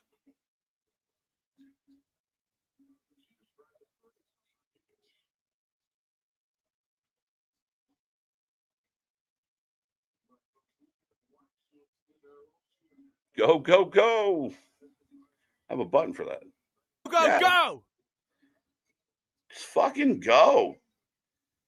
Goes for the headlock, back into now. We're back into the ankle lock. Oh, we struggle a little. Look like 2 toddlers in a crib.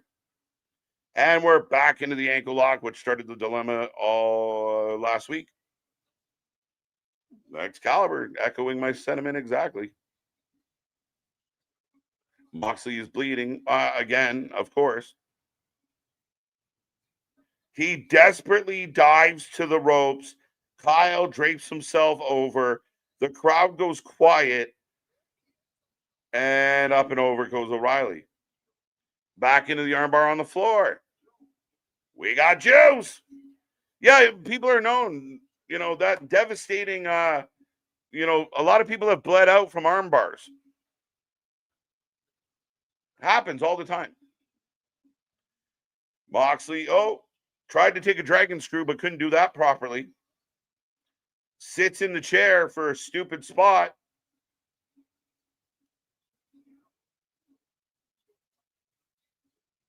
And Shafir gets in the way. This is lazy booking for sure.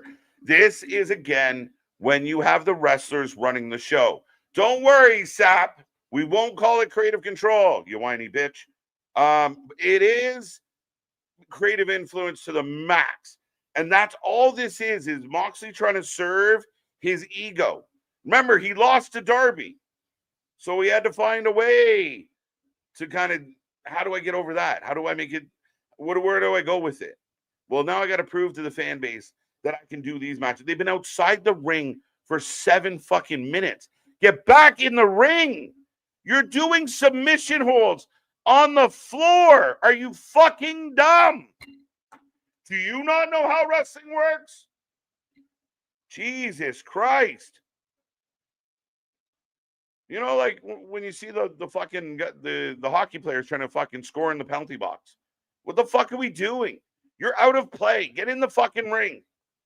And here we go.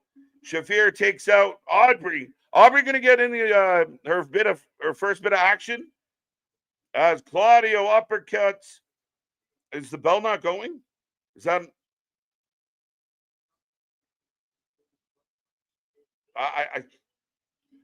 Roddy's here, high knee, throwing shitty punches. I hate this shit. I fucking hate this shit. I hate it all. I'm sorry. I can't. Here comes Yuta and Garcia, the fucking terrible twins. I cannot believe this shit. Oh, wait, I can. They've been doing it for a year. Rinse and repeat. Rinse and repeat. Rinse and repeat. Again, we're seeing people on these shows multiple times, and we can't get other talent that we would love to see in the ring. And what's a draw? That match is not a draw. And if anyone's trying to call that match a draw, what the fuck? So are they setting up literally the Death Riders, your biggest, baddest disruptors, are going to do blood and guts against the conglomeration? It hardly seems worth it. It hardly seems like it matters. Oh, great. Darby's involved. Fine. But that's it. That's what we're going to do.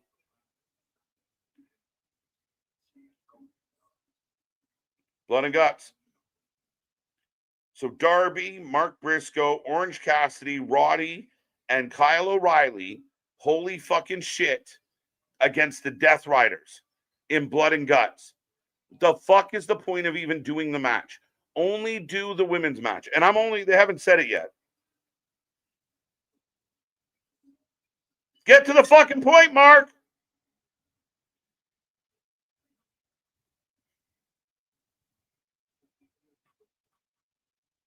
Okay, Marina's cursing. They're beeping her out. What is happening here? This has gone to shit. Good. Get to the fucking point. Get to the point, Mark. No, you're going to hand the mic to someone else. Can you just fucking say it? But Cassidy doesn't want the mic. I wouldn't want it either. I'd be embarrassed. This looks unorganized. It looks so fucking messy. OC says no and still gets the mic. Can someone fucking tell us it's Blood and Guts yet or what?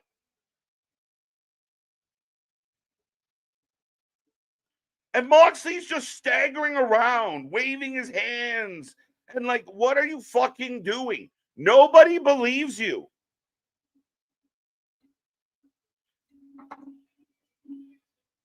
Two weeks away, Blood and Guts. It's official. And my God, how underwhelming of a Blood and Guts could you have? I don't even begin. I don't want to hear a single fucking human being on this planet. I don't give a fuck if they book parakeets and war games. I don't want to hear it at all to when we start comparing this fucking match to that fucking match. You literally are fucking killing me with this Death Rider shit. I'm a fan of your show, and I want to run as far away from this shit as I can. Are we fucking serious? Again, I will repeat. I'm a fan of the show, and I don't want to watch it. The fuck are we doing? Nobody wants this shit. Nobody wants this shit. We didn't want the casket match. We didn't want the I Quit match. And they fucking sucked. So let's fucking run it down again. Let's go back to the well again. Another fucking chaos match with Jon Moxley. It's embarrassing. It's not pro wrestling. This isn't where the wrestlers work. This is where the wrestlers fuck around. It's not good. It's not good. And I'm sorry. Anyone out there that can provide me with a breakdown of how they are absolutely enjoying this, and it's so much better than the other company's booking, I want to hear it. Because I don't see a whole lot of positives. I love Mark Briscoe. Good time. Guy should be doing singles work. He's in a faction that nobody gives a fuck about. He recently beat MJF, a former world champion. Didn't really amount to much for him. Orange Cassidy, again, one of the kind of heart and soul guys of your company. Whether people love him or hate him, he matters to this company. You got to run it. I'm okay with Orange Cassidy. I get it. Roddy, nobody gives a fuck about. Kyle, nobody gives a fuck about. The conglomeration, nobody gives a fuck about. Darby is a guy that we thought maybe he'd go after Mox. Maybe that would lead to a title. Maybe Darby was the guy to get the title from Mox. Now Darby hasn't even got a sniff of the fucking title. And on the other side, you got Claudio. I like Wheeler, Yuta, and Danny are jobbers, and they're not fucking fun to watch. They were on the show earlier tonight, and they weren't fun to watch. It's fucking awful watching these two guys. And you're just going to throw them all into another no rules, anything goes. How many things can we blow up? How many bullshit things can we do? Who can we drown? Who's going to drink poison? Who's going to jump off the highest possible structure? That's all this is. It is hyper indulgent. It is ridiculous at its core. It is fundamentally horrible. It is simply bad, guys. It is fucking bad. It is bad wrestling. It is bad programming. It is bad TV. I don't want to watch it live. I don't want to watch it on TV. And I know the answer. I know all the smart asses out there. Then just don't watch, KJ. That's not what you want to say. That's not what you want to be happening at the end of 2025. In a world where AEW is bleeding fans, where more fans are leaving than coming in multiple ways. But right now, Mercedes is beating the shit. So we just had all that chaos. And now Mercedes is beating up Stat.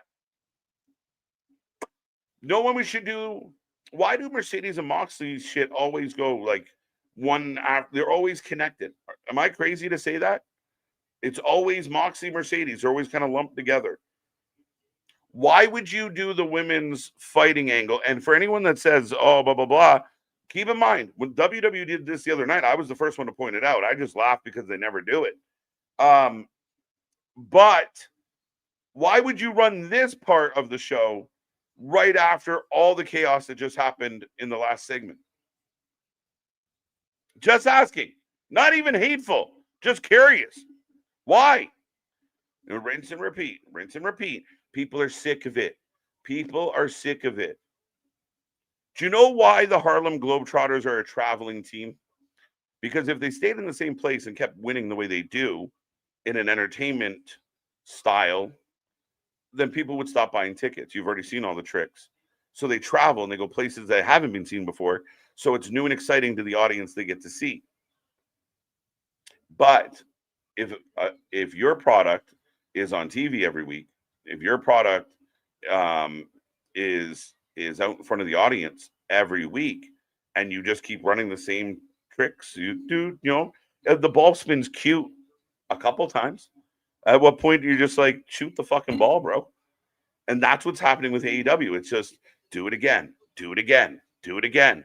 All right, now we're gonna fucking bleed. We're gonna fall off stuff. Darby's gonna fall through some tables. They're probably gonna fucking have Claudio throw fucking Darby into the rafters at this point. Guys, Willow saves Stat, and Mercedes' new best friend Athena, which makes zero fucking sense, is here.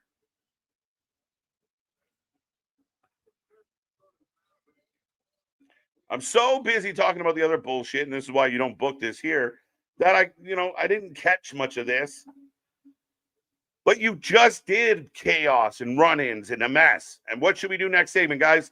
Chaos and run-ins and mess. Like, let's do it all. Let's just do it with females.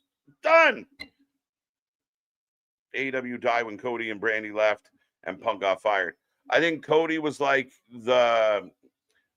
Cody put a hole in the dam and Punk blew it open. That's the way I think it happened. I think Cody put a hole in that boat and it started sinking, but it was savable. You could scoop the water out. You could plug that hole. But I think Punk left a big old fucking hole that they've never recovered from. And right up until the point where they showed the surveillance footage, which will go down as one of the company's dumbest decisions, whether they succeed or fail. A lot of people are going to look back on, to me, showing the security footage is right up there with that'll put butts in seats, right? Like, yeah, it's they haven't recovered. They split the fan base, and I think the AEW faithful and Tony and the rest of the company underestimated how many people would follow Punk to WWE. But right now, the Ring of Honor World Champion and AEW Tag Champion, Bandito with his mama. Somebody call my mama. How much? We still have 35 minutes? Jesus Christ. What are we doing? 35 more minutes of this? I'm fucking exhausted. This is the longest fucking show of the week. What are we doing? Why is this happening? The Don Callis segment sucked. Sucked the life out of the building.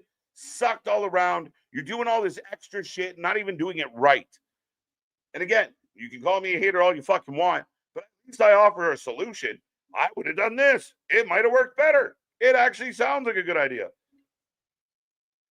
Then you do a shitty, boring Kyle O'Reilly Moxley match, what we saw last week. And again, it wasn't good. I'm all for running back good matches. Ilya Gunther, the next time they face off, I will not be bitching. Oh, again? No, I'm going to be pumped. Kyle O'Reilly and Moxley, not pumped. Up next, Queen Aminata and Jamie Hayter, who have become a team, will take on Sky Blue and Julia. I mean, at least this is going to be fun to watch. Maybe. Oh.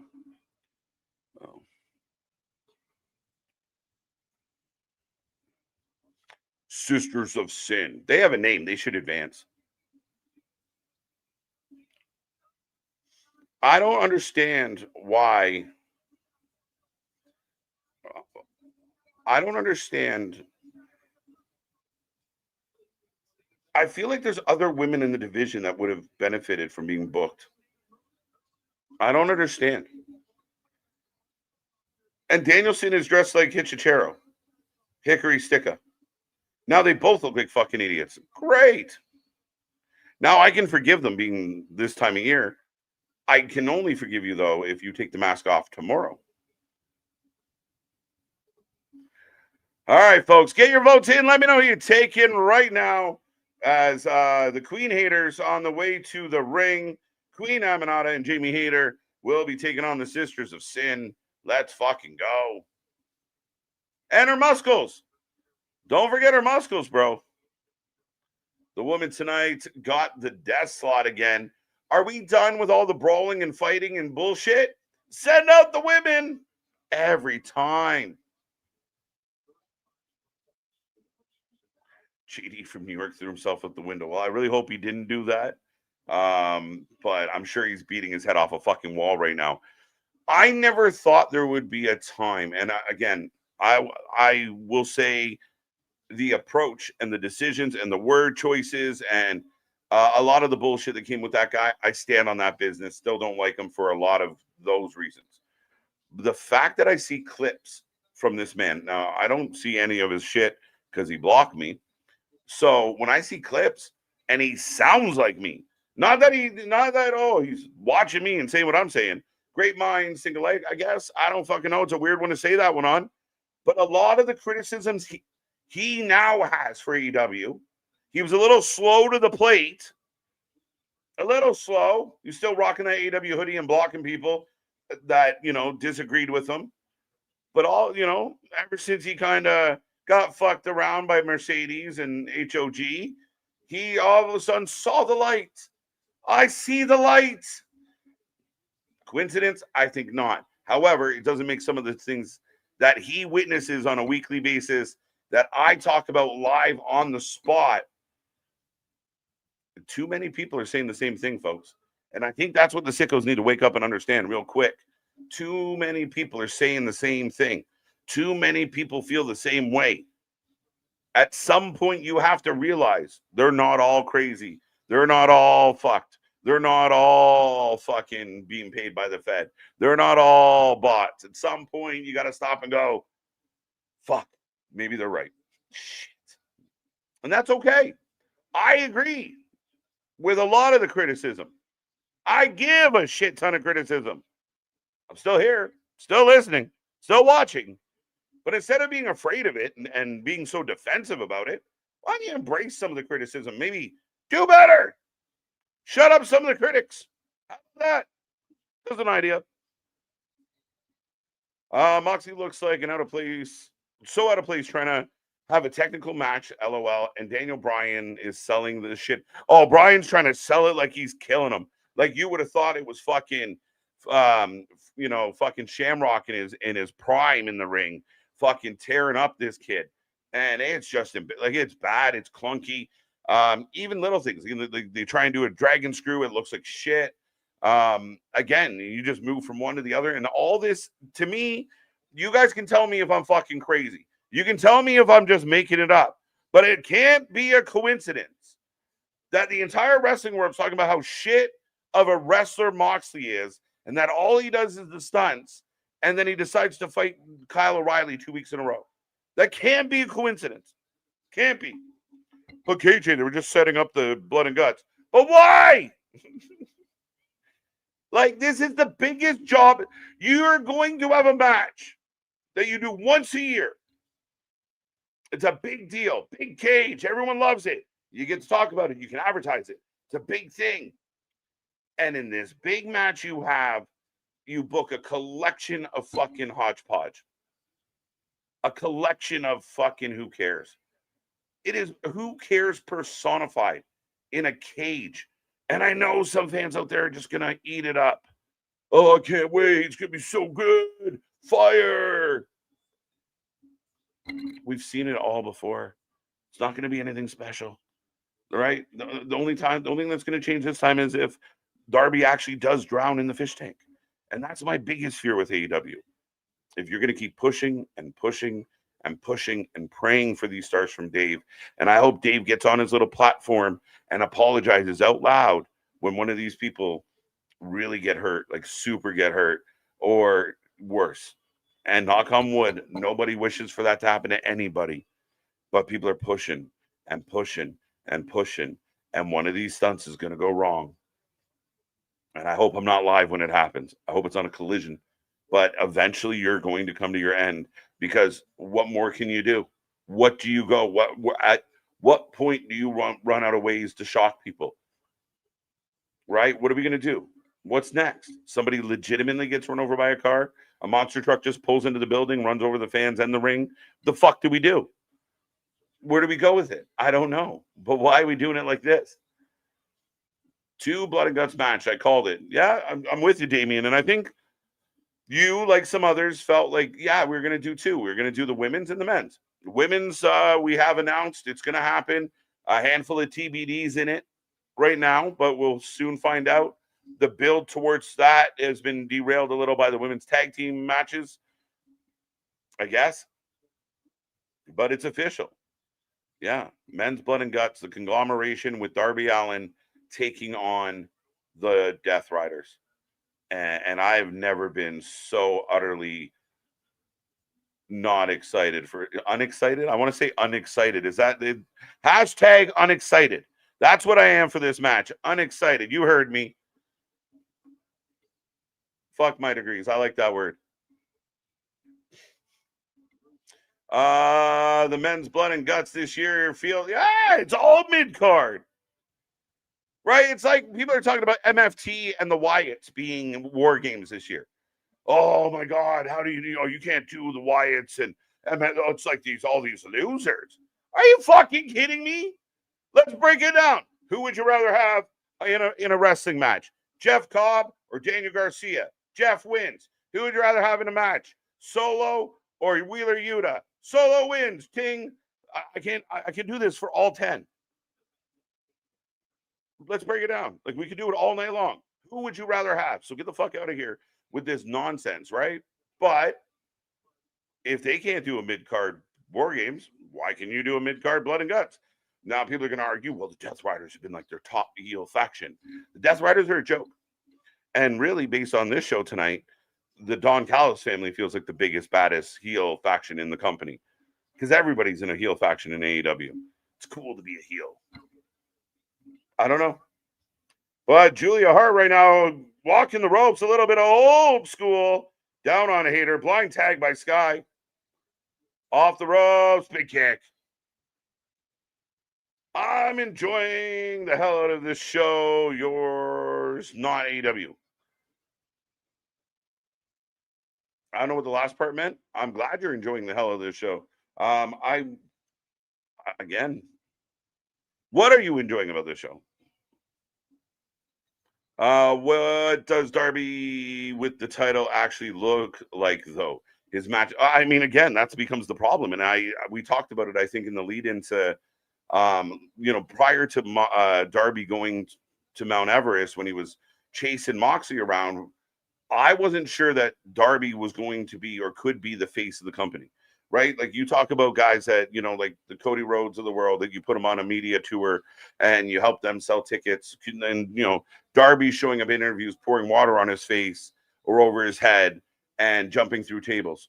right? You get an interview with Ariel and you act like an idiot. The fuck are we doing? Like, don't you want to present professional? No, I'm cool. I'm rebel, blah, blah. But you're not. Oh, great. So anyone who's not a wrestling fan or a borderline wrestling fan sees your painted little ass acting like a moron, they're not going to want to watch. You know, a show is pathetic when even Dave Meltzer could make it better, right? Fuck. I think half the problem is Dave Meltzer. Anarchy in the arena, lights out, steel cage.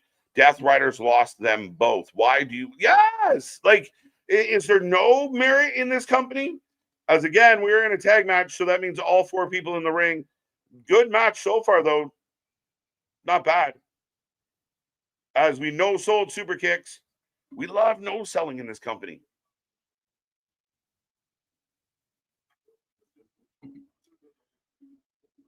Mercedes attacking Stat backstage. I don't mind Mercedes. Listen, if you put my feelings for Mercedes aside, if you put the fact that why are the champions fighting each other? Okada's a champion, Takashita's a champion, Mercedes is a champion. Like, stop. You have all these belts and all these people doing nothing, but all the champions are fighting each other. Like, wait, that's a great way to make your roster feel so fucking useless and unimportant. As okay, Jamie Hayter staggering out. That was awkward for everybody. Not sure what happened there. Queen haters are the favorite by 65% according to the chat.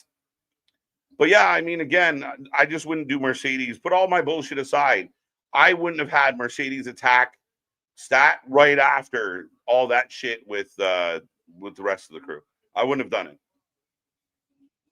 You basically repeated the same segment twice. It's lazy. It feels carbon copy. Mercedes Ultima Monet. Where's my button? Where's my button? Where's my button? I can't find my button. Where's my button? Oh, there it is. Yeah. Moxley looks so out of play. I got that one. Yes. Thank you. Rance. Okay, I'm back. Welcome back. We literally just saw this with different people. What are they doing? I don't get it. Oh, shit. With the help of Tekla. All right. So Twisted Sister, get the win. Hey, you. They will never really recovered after the security footage, Punk leaving and Cody leaving. I would completely agree with that, Keywan. They never really got their bearings back. And I think Cody was a heart and soul guy, but I think Cody brought that wrestling sense to things. I think Cody had the ability to go, okay, that's a really cool idea. What if we did it like this? I think everyone's so hell bent on the big, like we could set each other on fire. They're so excited about those things that they overlook how they get there. Who gives a shit? We'll just get there. But the Sisters of Sin will move on and fight the winner of Hardly Willow taking on Athena um and Mercedes. I don't mind this group. As Tony is the Phantom of the Opera, loving it. When you push out a founder like Cody, people start questioning leadership. Yeah, so I mean, I think he did bring that, and it splinters. And you saw there was loyalty for Cody. Same thing with Punk. There was fans and wrestlers alike that sided with Punk, and I don't think it really. I think the time leading up to Punk being fired, all the infighting amongst the fan base was bad, and we talked about it at the time that the fan base had turned on itself, and that was bad for business. And they never got a payoff. Too many things have happened in AEW that lack a payoff. The key is getting a payoff. It pays off in the ring, and not enough has paid off in the ring. Why isn't Ruby Soho back yet? She's been Mike, I don't know. Again, I don't want to rush a lady back, and I don't know the circumstances of I hope everything's happy, healthy, and safe for Ruby. Big fan of Ruby. As what the fuck? Moxley's an idiot.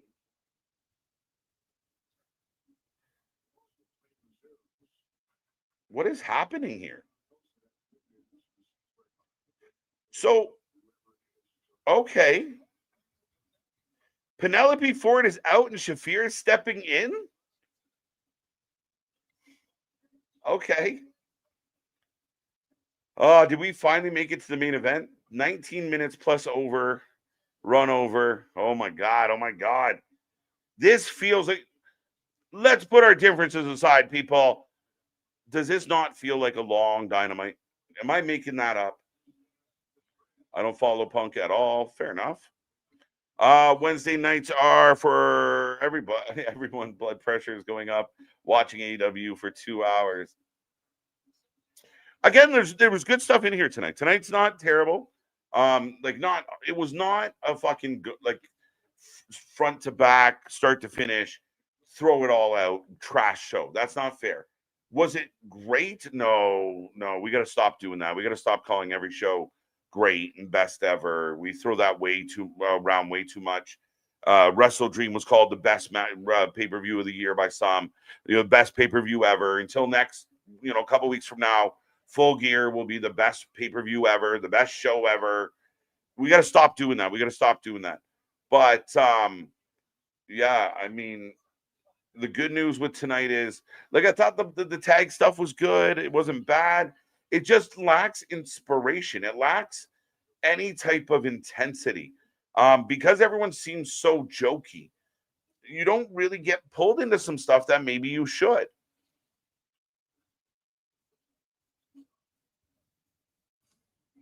I keep getting KFC commercials. They're killing me, Smalls.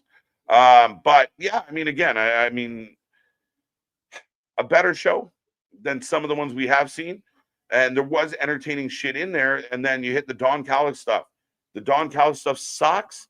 And it sucks for me because I know what you're doing and I don't get why you're doing it this way. That's a problem. Like, it really, we all know where this is going, but we just keep fucking around. Are we killing time? Why are we doing this? Why did we have a summit with half the crew? Why did he flip him off just to be booked in a match with him again? How is it that Don Callis has the power to make matches? What the fuck are we doing? What are we doing? None of that Callis shit is good. And it could be. You got guys like Lance Archer, even Hinchitero, who I make fun of, is a great wrestler. He's really good at his job. But you just don't want to do it. You have Fletcher. You have other moving pieces of this group that could really work and really do something for you. You gave them a little hype package tonight. Great. You told us you guys are great. Now you got to actually be great, because that's one of, again, AEW's biggest flaws as a company is that they're constantly telling us we are great. Our shows are amazing. The wrestlers are telling you our matches are amazing. They will constantly just tell you how amazing they are. Best ever, generational, one of a kind, outstanding, like nothing else, the best of the best of the best. They'll tell you that constantly and then never back it up.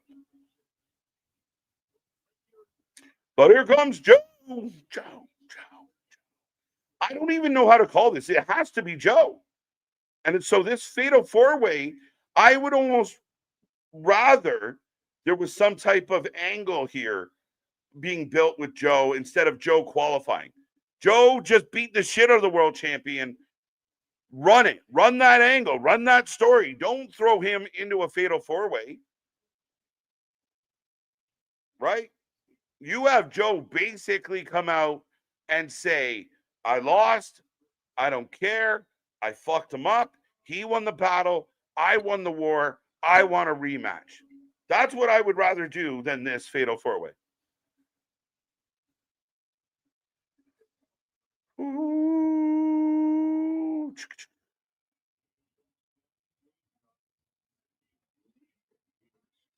Ricochet. Too many people in this fucking match. And again, you can let me know if you disagree with me. I'm always all ears for this. But I mean, I'm struggling. I struggle with just some of the simplicity to it. It's very remedial. And I feel like they treat the fan base stupid. And again, I will ask the sickos out there, are you stupid? I don't think you're stupid. I think you're a little, some of y'all are misguided in your loyalties and take this shit way too serious. But again, the guy that you're cheering for treats you like children, treats you like you're dumb, like you're simpletons, and you get the most basic bullshit. And he covers up bad wrestling with big spots. So fucking bad. I had to go back and look at who the fuck is in this match because I couldn't remember. All right. Get your votes in. Who you taking? As I got Hook coming out. Remember, Hook had beef with Joe. No payoff for that either. We just walked away from it. Now here he is in a match with Joe. Define sickos. Sickos seems to be the deep, dark underbelly of the most loyal, egregious fan base. Pertains to AEW. Tony coined them the sickos, which would be that internet chat room, itchy looking, over biased, cult like group of sickos. Weird people that think for some reason that they have to defend this company at all costs. Like if somebody made fun of, like, I hate The Walking Dead, you should fucking die. Like, again, that's to me the sickos in a nutshell. You can feel the absence of Swerve and Kenny and MJF, and the biggest absence I feel is Will Ospreay. I feel like Will brought such a big energy to the shows, and even if he only had one segment, even if his promo, I know the experts out there want to shit on Ospreay's promo, but get out of here. He was passionate. Not every promo's got to be clean and crisp. And if you go back and watch some of those Territory Day fucking promos, some of them were fucking horrible by guys on all types of booze and drugs, just rambling at the mouth. Somehow, the older podcasters out there look at that completely fondly, and everyone who's now doing wrestling has to nail every fucking word in a promo. It's a bit much, but we are off and running in the match, folks. But yeah, I mean, again, I think you miss Ospreay because of the energy he brings. He was the heart and soul of this company, and if he's healthy, like, his return should be planned. Whatever he does when he gets back, he is a fucking magnet for that title. That the only thing he can think about is that title. And he should be in no side stories, no bullshit extra shit. Just go after the belt. I don't give a fuck who has it. That is Ospreay's belt. If you have any hope of selling extra tickets, if you want to draw more people, you got to give that man the belt, and you got to put him in cool shit. Bobby Lashley is over like Rover. Put the gold on him. We hurt people. He hurts people. We shirt people. Get your merch. Don't forget your merch, folks. Get in there and get your merch. But right now we have this weird, everyone standing around. Another one of these like talky, fake out spot things. But Hook with a suplex. Bobby with a suplex. Bobby with the shoulder into the gut. Hot take. Last of Us is better than Walking Dead. Oof. So I watched The Walking Dead and I gave up on it before it, and it kept going. I had stopped watching it. Last of Us, I watched, and now I'm watching The Walking Dead for a second time. I'm giving the edge to The Walking Dead so far. I like The Last of Us, but I'm giving the edge to The Walking Dead. More moving parts. But I don't get me wrong. They're like, I could be swayed. Hook looking like an intern next to Lashley. Yeah, again, Bobby picking on this poor child. As Bobby just smashing it again. Guess where we are?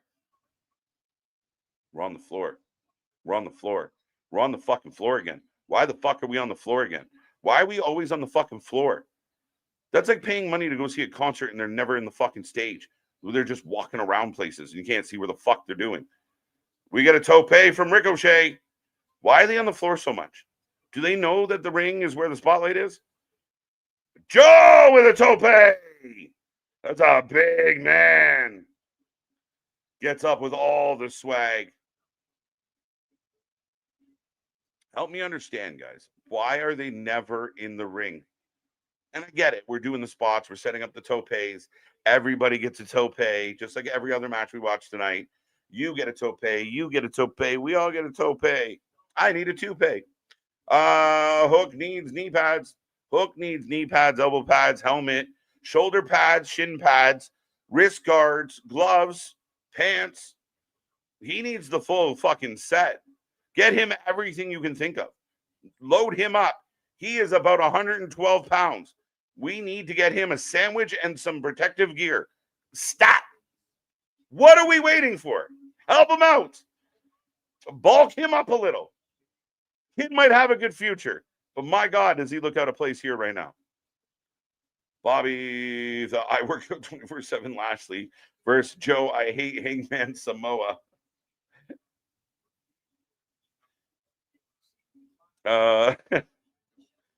Let's go. The Last of Us is severely overrated, and I'm going to be a dad.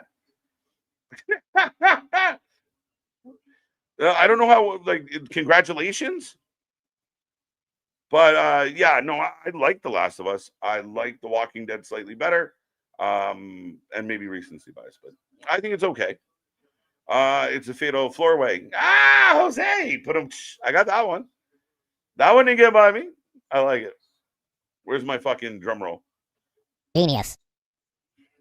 That works.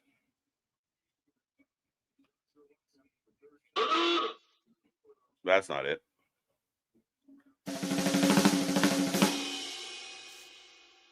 Not the right one, but I'll take it. Guys need to train Hook more. Again, I think Hook's a guy that would like really benefit from like the Performance Center and getting in NXT and being around other wrestlers and learning and training. There's a natural talent. There's a natural ability. He understands the business. He's just so horribly fucking produced, booked, and put together.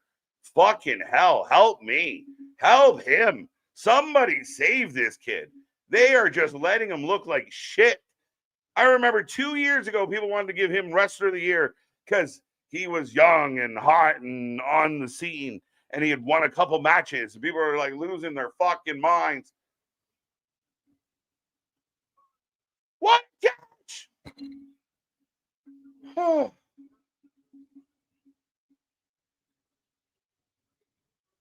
Hook needs a peanut butter and oatmeal. Let's fucking go.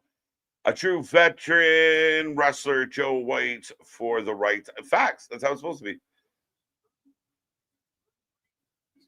He caught it, guys. He fucking can't fucking win. Fatal Floorways jokes.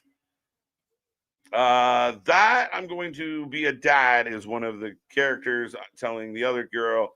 Oh, okay. All right. Context, colons, you know, I had no idea, but I thought you were going to be a dad, so congrats. But either way. Yes, now it all makes sense. See, I got the floor comment and I fucked up that one. There you go.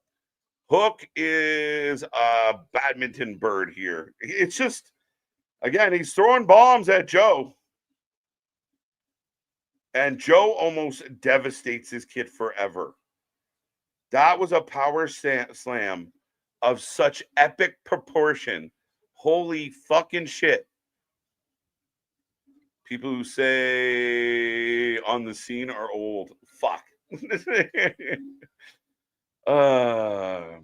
What in the ever-loving fuck is Hook's music?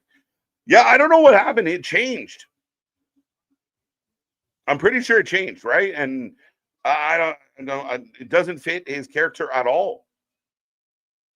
Other than I think it was the dude. I don't know. But Joe and Bobby, this is good shit. Joe and Bobby staring at each other is good shit. Look, nobody has progressed in 2 years. They're all the same. Right? Who are the exceptions to that comment? Would you argue Tony Storm has evolved over the last couple of years? Maybe. But very much in her comfort zone, but definitely evolved. As Bobby is about to pancake Ricochet Dominator. No, the match can't end here. We still got time. We still got time. There was someone else I feel like stats kind of progressed a little bit. But there is a lack of progression in all the wrestlers. Moxley, the same as 5 years ago. Kenny, same shit. Callis, same shit. Buck, same shit. Nobody has grown up. I don't want to grow up. As Hook pushes Bobby into Joe, and Hook puts Bobby Lashley over the top ropes.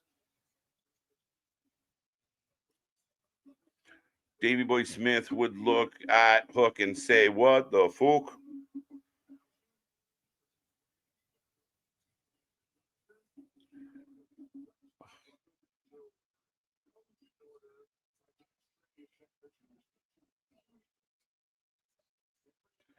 Hook's biggest mistake was not going to NXT. Sorry, but AEW is not promotion where you can can progress or nor learn the ropes.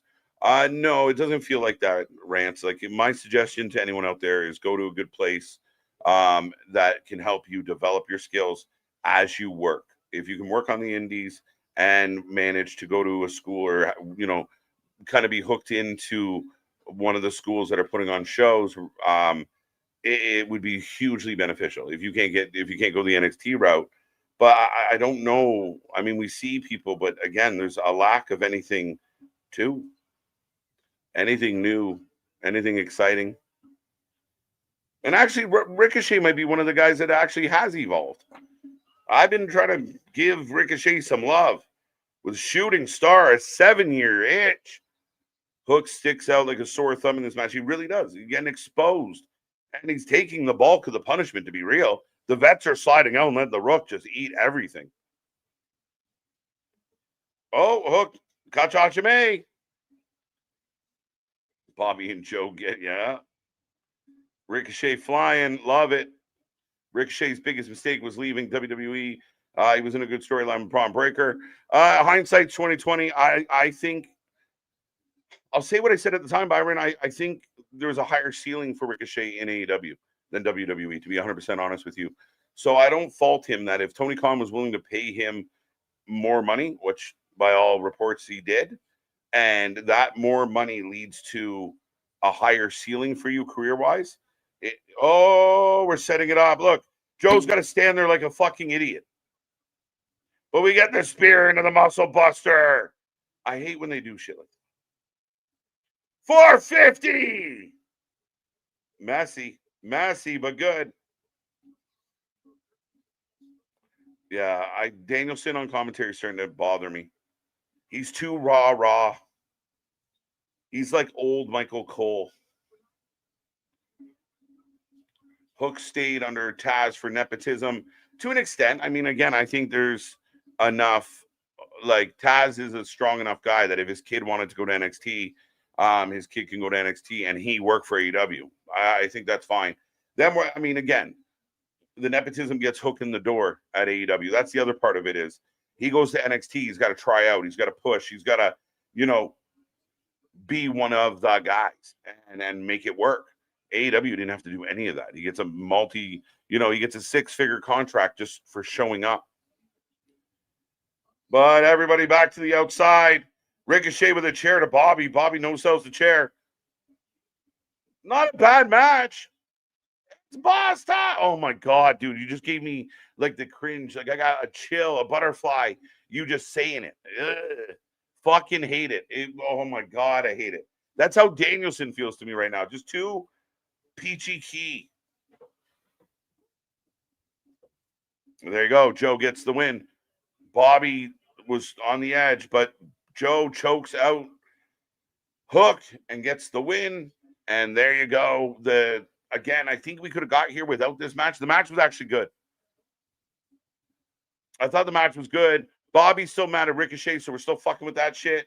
Hook had beef with Joe, but I guess that just got put to bed. And Joe goes after Hangman, which based on the time on the clock, may be here any minute now. Ricochet left for money, like Myles Garrett stayed in Cleveland for money. Again, to each their own. I really do. But I do think the ceiling, I never saw Ricochet as a WWE World Champion, but I could see Ricochet as an AEW World Champion. Does that make sense? Am I off base? Okada and Takeshita versus the Acclaimed, who they just put back together. So the Acclaimed break up. They do fucking all. They put them back together, and there's a good chance they could lose this match. So 3-1. Oh, now why are we doing this in the overrun? This is fucking. What the fuck are we doing? Joe submitted his protege, didn't even give a fuck. Weak as F. Yeah, 100%. Why are we doing a post-match interview in the overrun? Save this for your Instagram. Save this for your ex. Am I wrong? The match ended. We go home. We don't need to do this. The show's over. Good night. Sayonara. So long. See you later. And now we're bringing out the costume characters. They're doing the contract signing right here, right now. So you have a good main event. All you got to do is go the fuck home. And we're going to do the Halloween bullshit because we're kids. And we can't fucking help it. So we have a cow costume, which we've seen in the past. We have a Stay Puft Marshmallow Man, which we've seen in the past. We have a big piece of meat. Someone's going to let me know if we've seen that before. We have a bull. And we have a chicken. 5 characters. And one has boots on. We'll just say this out loud. Right? It's just a construct, right? It's just fucking whatever. Fuck it, Jose. We're just going to start segments in the overrun. A contract signing on a show that has felt like it's taken 7 hours. And Hobbs is beating up the costume characters because, again, we can't have a Halloween show. Right? Go get the gobbledygooker. What the fuck are we doing? So now they got Stay Puft, the marshmallow fella. And last time it was Hangman. This is, again, making your world title seem so fucking childish. But we love it. The sickos love it. Are you booking for 8 to 15-year-olds? What company, if AEW didn't have the blood and guts that it doesn't have the blood and the violence that it did, if it was just straight up, cut that shit out, it's almost the more PG of the two companies. Joe signs the contract. We're just waiting. Where's the payoff, guys? We're 4 minutes over the hour. Where's the payoff? We are doing an impromptu contract signing.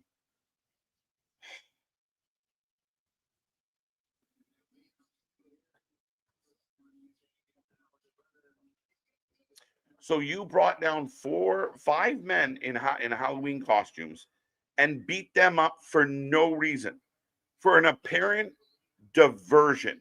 Are you a fucking moron? Are you slow? What the fuck are we doing?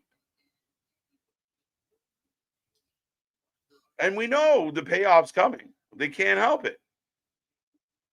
Why would you bring out all those people dressed up in costumes? What was the big diversion? Like, what was the big, oh my God?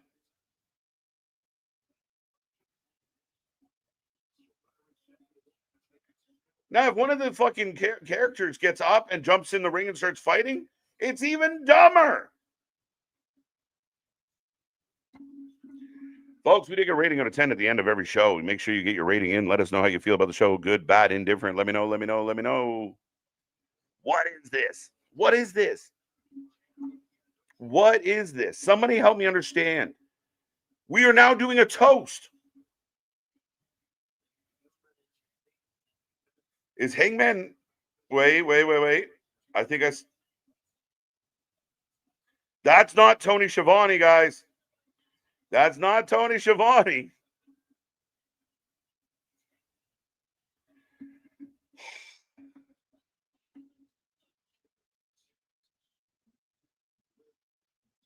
Yeah, it's not Tony. There it is. So all of that to set up this. Denisha, good job. High five. Good choice. This is so childish. This is bad WWE Raw is War. It is bad. And all this to set up this.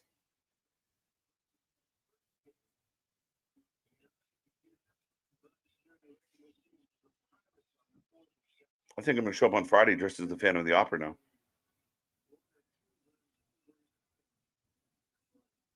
What the fuck?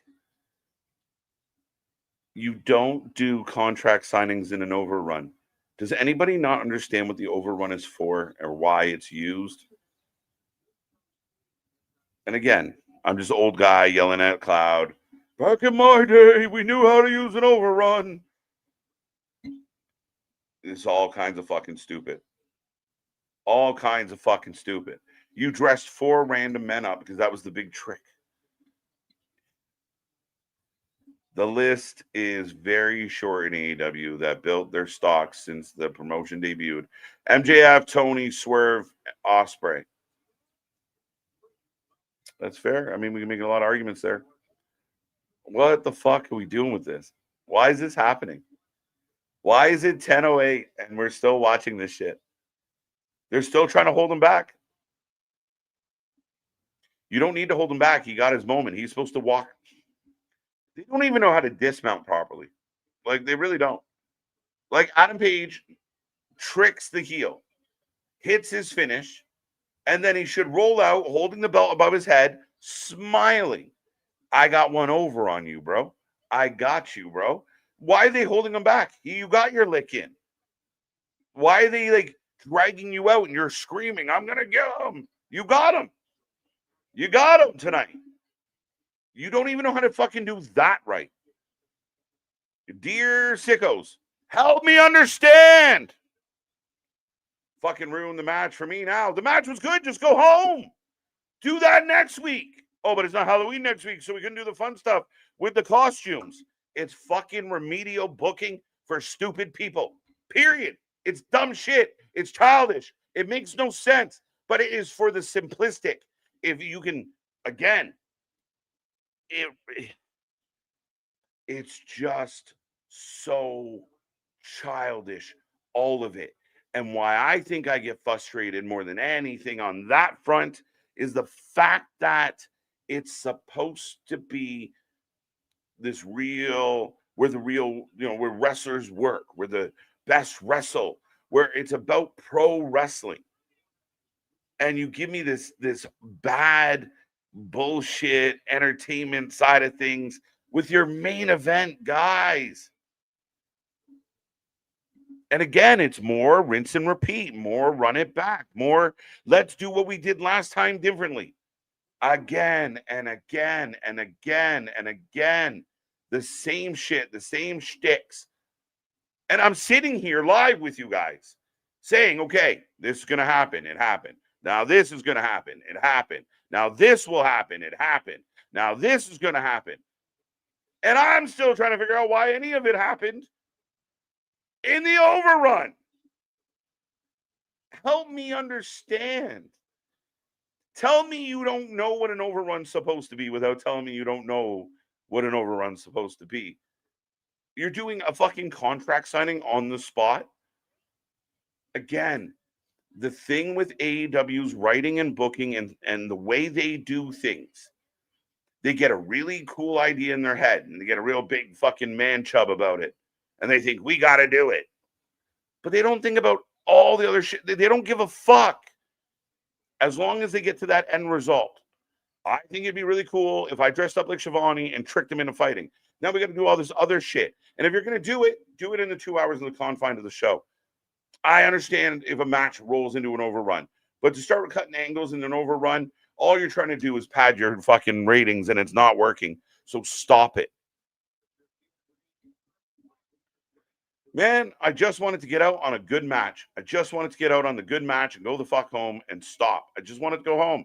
Just wanted to go home. Are you too good for your home? Why would we not go home? Do that shit on Collision. That's where you do that shit. We absolutely, positively, unequivocally feel the absence of Osprey MJF. Oh, 100%. The lack of star talent you're really feeling. And you're really exposing, because I do think there's like top guys and then a big drop off to like the mid lower guys in AEW. The problem is a lot of the mid lower guys are booked in main event spots, which shout out Wheeler Yuta. Congrats, bro. You were not old. Anyone with any wrestling sense know what to do with the overrun. Duh. Well, thank you, Zippy. So Shivani is working with Paige. Yeah. Tony Schiavone was in cahoots. Pre-recorded some vocals, right? Think about it. Tony Schiavone earlier that afternoon sat down and went over this ruse.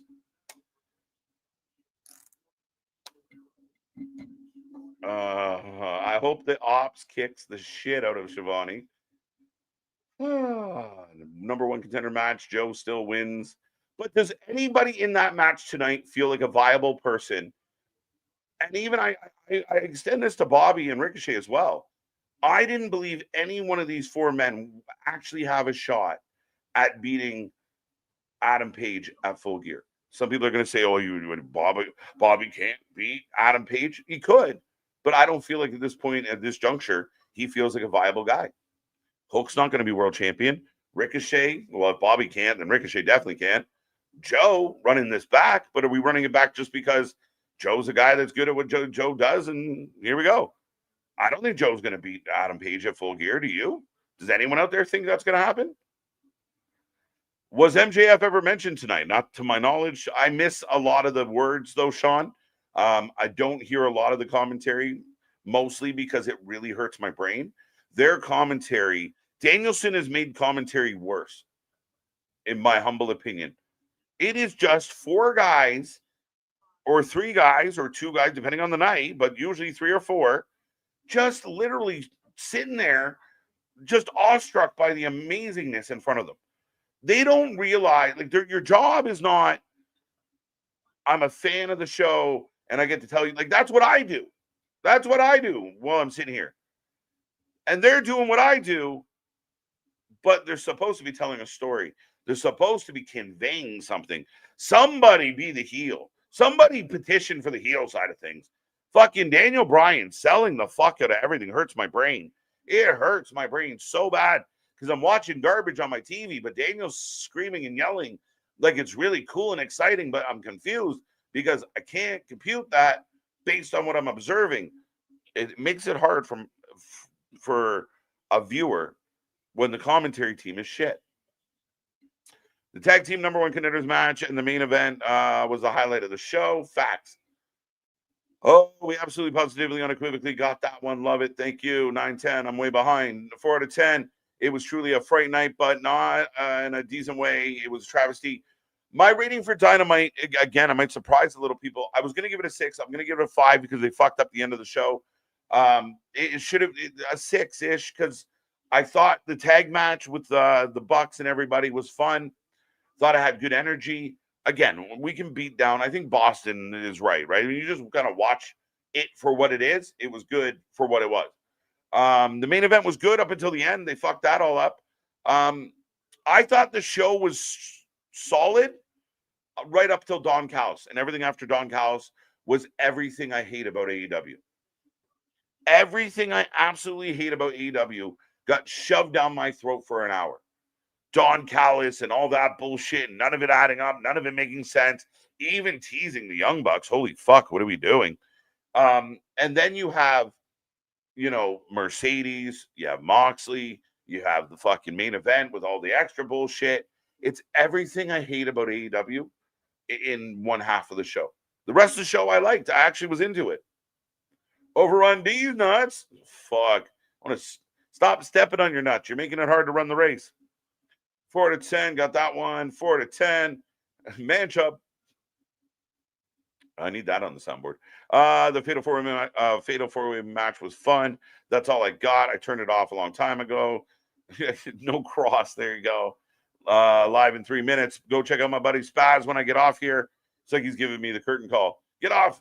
KJ, you could have been watching baseball. I am watching baseball. It is 3-1 Blue Jays, top of the 7th. 3-1 count to Vladdy. They just took Snell out of the game.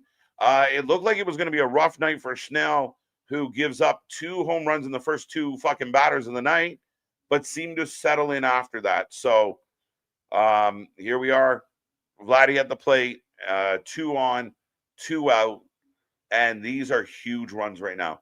In the top of the 7th, if Vladdy can get 1 or 2 across with Bo on deck, you need to get out of this. 5.5 out of 10. Is the show still on? No, it finally finished. 4.5 out of 10.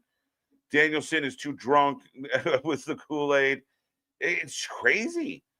And I get it with Danielson because he grew up in that environment. So, oh shit, whoa, pitch.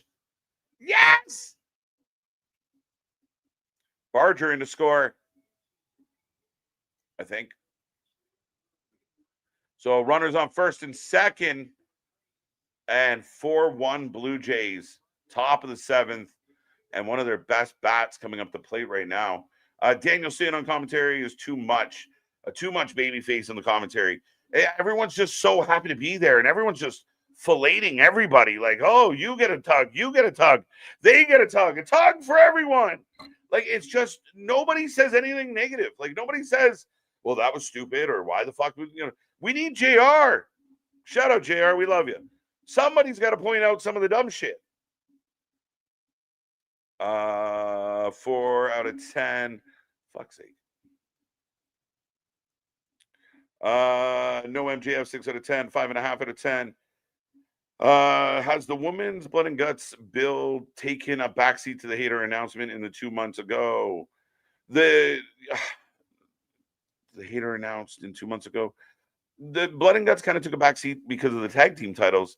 But even those took a backseat because we were dealing with other shit. And I think part of the reason why I got held up was you're taking people that were already involved in things and you were also putting them in the tournament.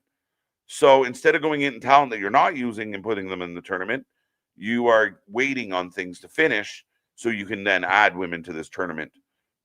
Again, and you can decide what's bad or good or better or indifferent. But for me, I think it's all kind of nothing's built towards. Again, the storytelling in this company is very pop-up book storytelling.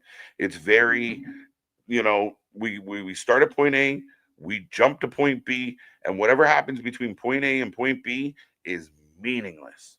As long as B is good, that's all that matters. We got to deliver on B.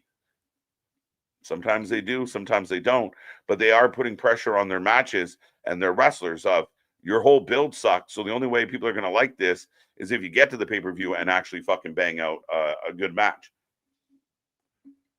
3 out of 10, 3 out of 10, 5 out of 10, 6 out of 10, 4, 2, 1, yes. As my shit freezes up and gives me a fucking migraine. It's working fine a second ago. Then it said, fuck you. Wild pitch. You see the John Cena shirts in the crowd. Yes. Can't miss them. One thing for sure. For certain, we are absolutely need the MJF Lashley. Well, again, I don't think it's ever going to happen. I think backstage politics, which is an ongoing thing for AEW, and it's cost them several times, but there is no payoff in sight, and that's unfortunate. I really enjoyed your streaming show, KJ. You are awesome. Thank you. Appreciate you. We do this every night. We do this over 300 nights a year, and we do it better than anybody else out there. No offense, but it's just the truth. Another episode of Dynamite. Dynamite. Fucking hell. Another episode of Dynamite. Yeah, I think we're good to go. I think we're good to call it 5 out of 10. The next couple games for the World Series, we may stick around and see how they look, especially with them landing on weekends. But go Jays, and we need Swerve back. They need see, the WWE can get away with losing a Seth Rollins for a little bit. They got depth, they got some character, they got some, people that can kind of do the job. But ultimately, I think that I think AEW, especially because it's 3, 4, 5 big names, we're relying on the fucking Wheeler Yutas and Daniel Garcias. Something's got to change soon. Something's got to get better. But they came out of the gate all right tonight. They ended real fucking bad. Real slow decline. Not a whole lot of interesting stuff, but we are back tomorrow, folks. Do not miss out. Make sure you hit like, share, subscribe. Click that little bell. You never know when we're going to pop up with bonus coverage, bonus shows. But we are here tomorrow, 8 p.m. live, as we will break down Saturday Night Main Event and go through all that fun stuff. And don't forget, of course, Friday SmackDown, Saturday, 6:45 p.m. We are going live for Saturday Night Main Event. And it's going to be a fun one. Again, be a friend, tell a friend. Thank you for everything. I'm just rambling at this point. The champ is out. But ladies and gentlemen, we are the Wrestling for Life Network. We watch more live wrestling than anybody else out there. And again, be a friend, tell a friend. On behalf of Anthony, on behalf of Big Nick, I'm Mr. Every Night, KJ White. Have a good night. See you on the flip side.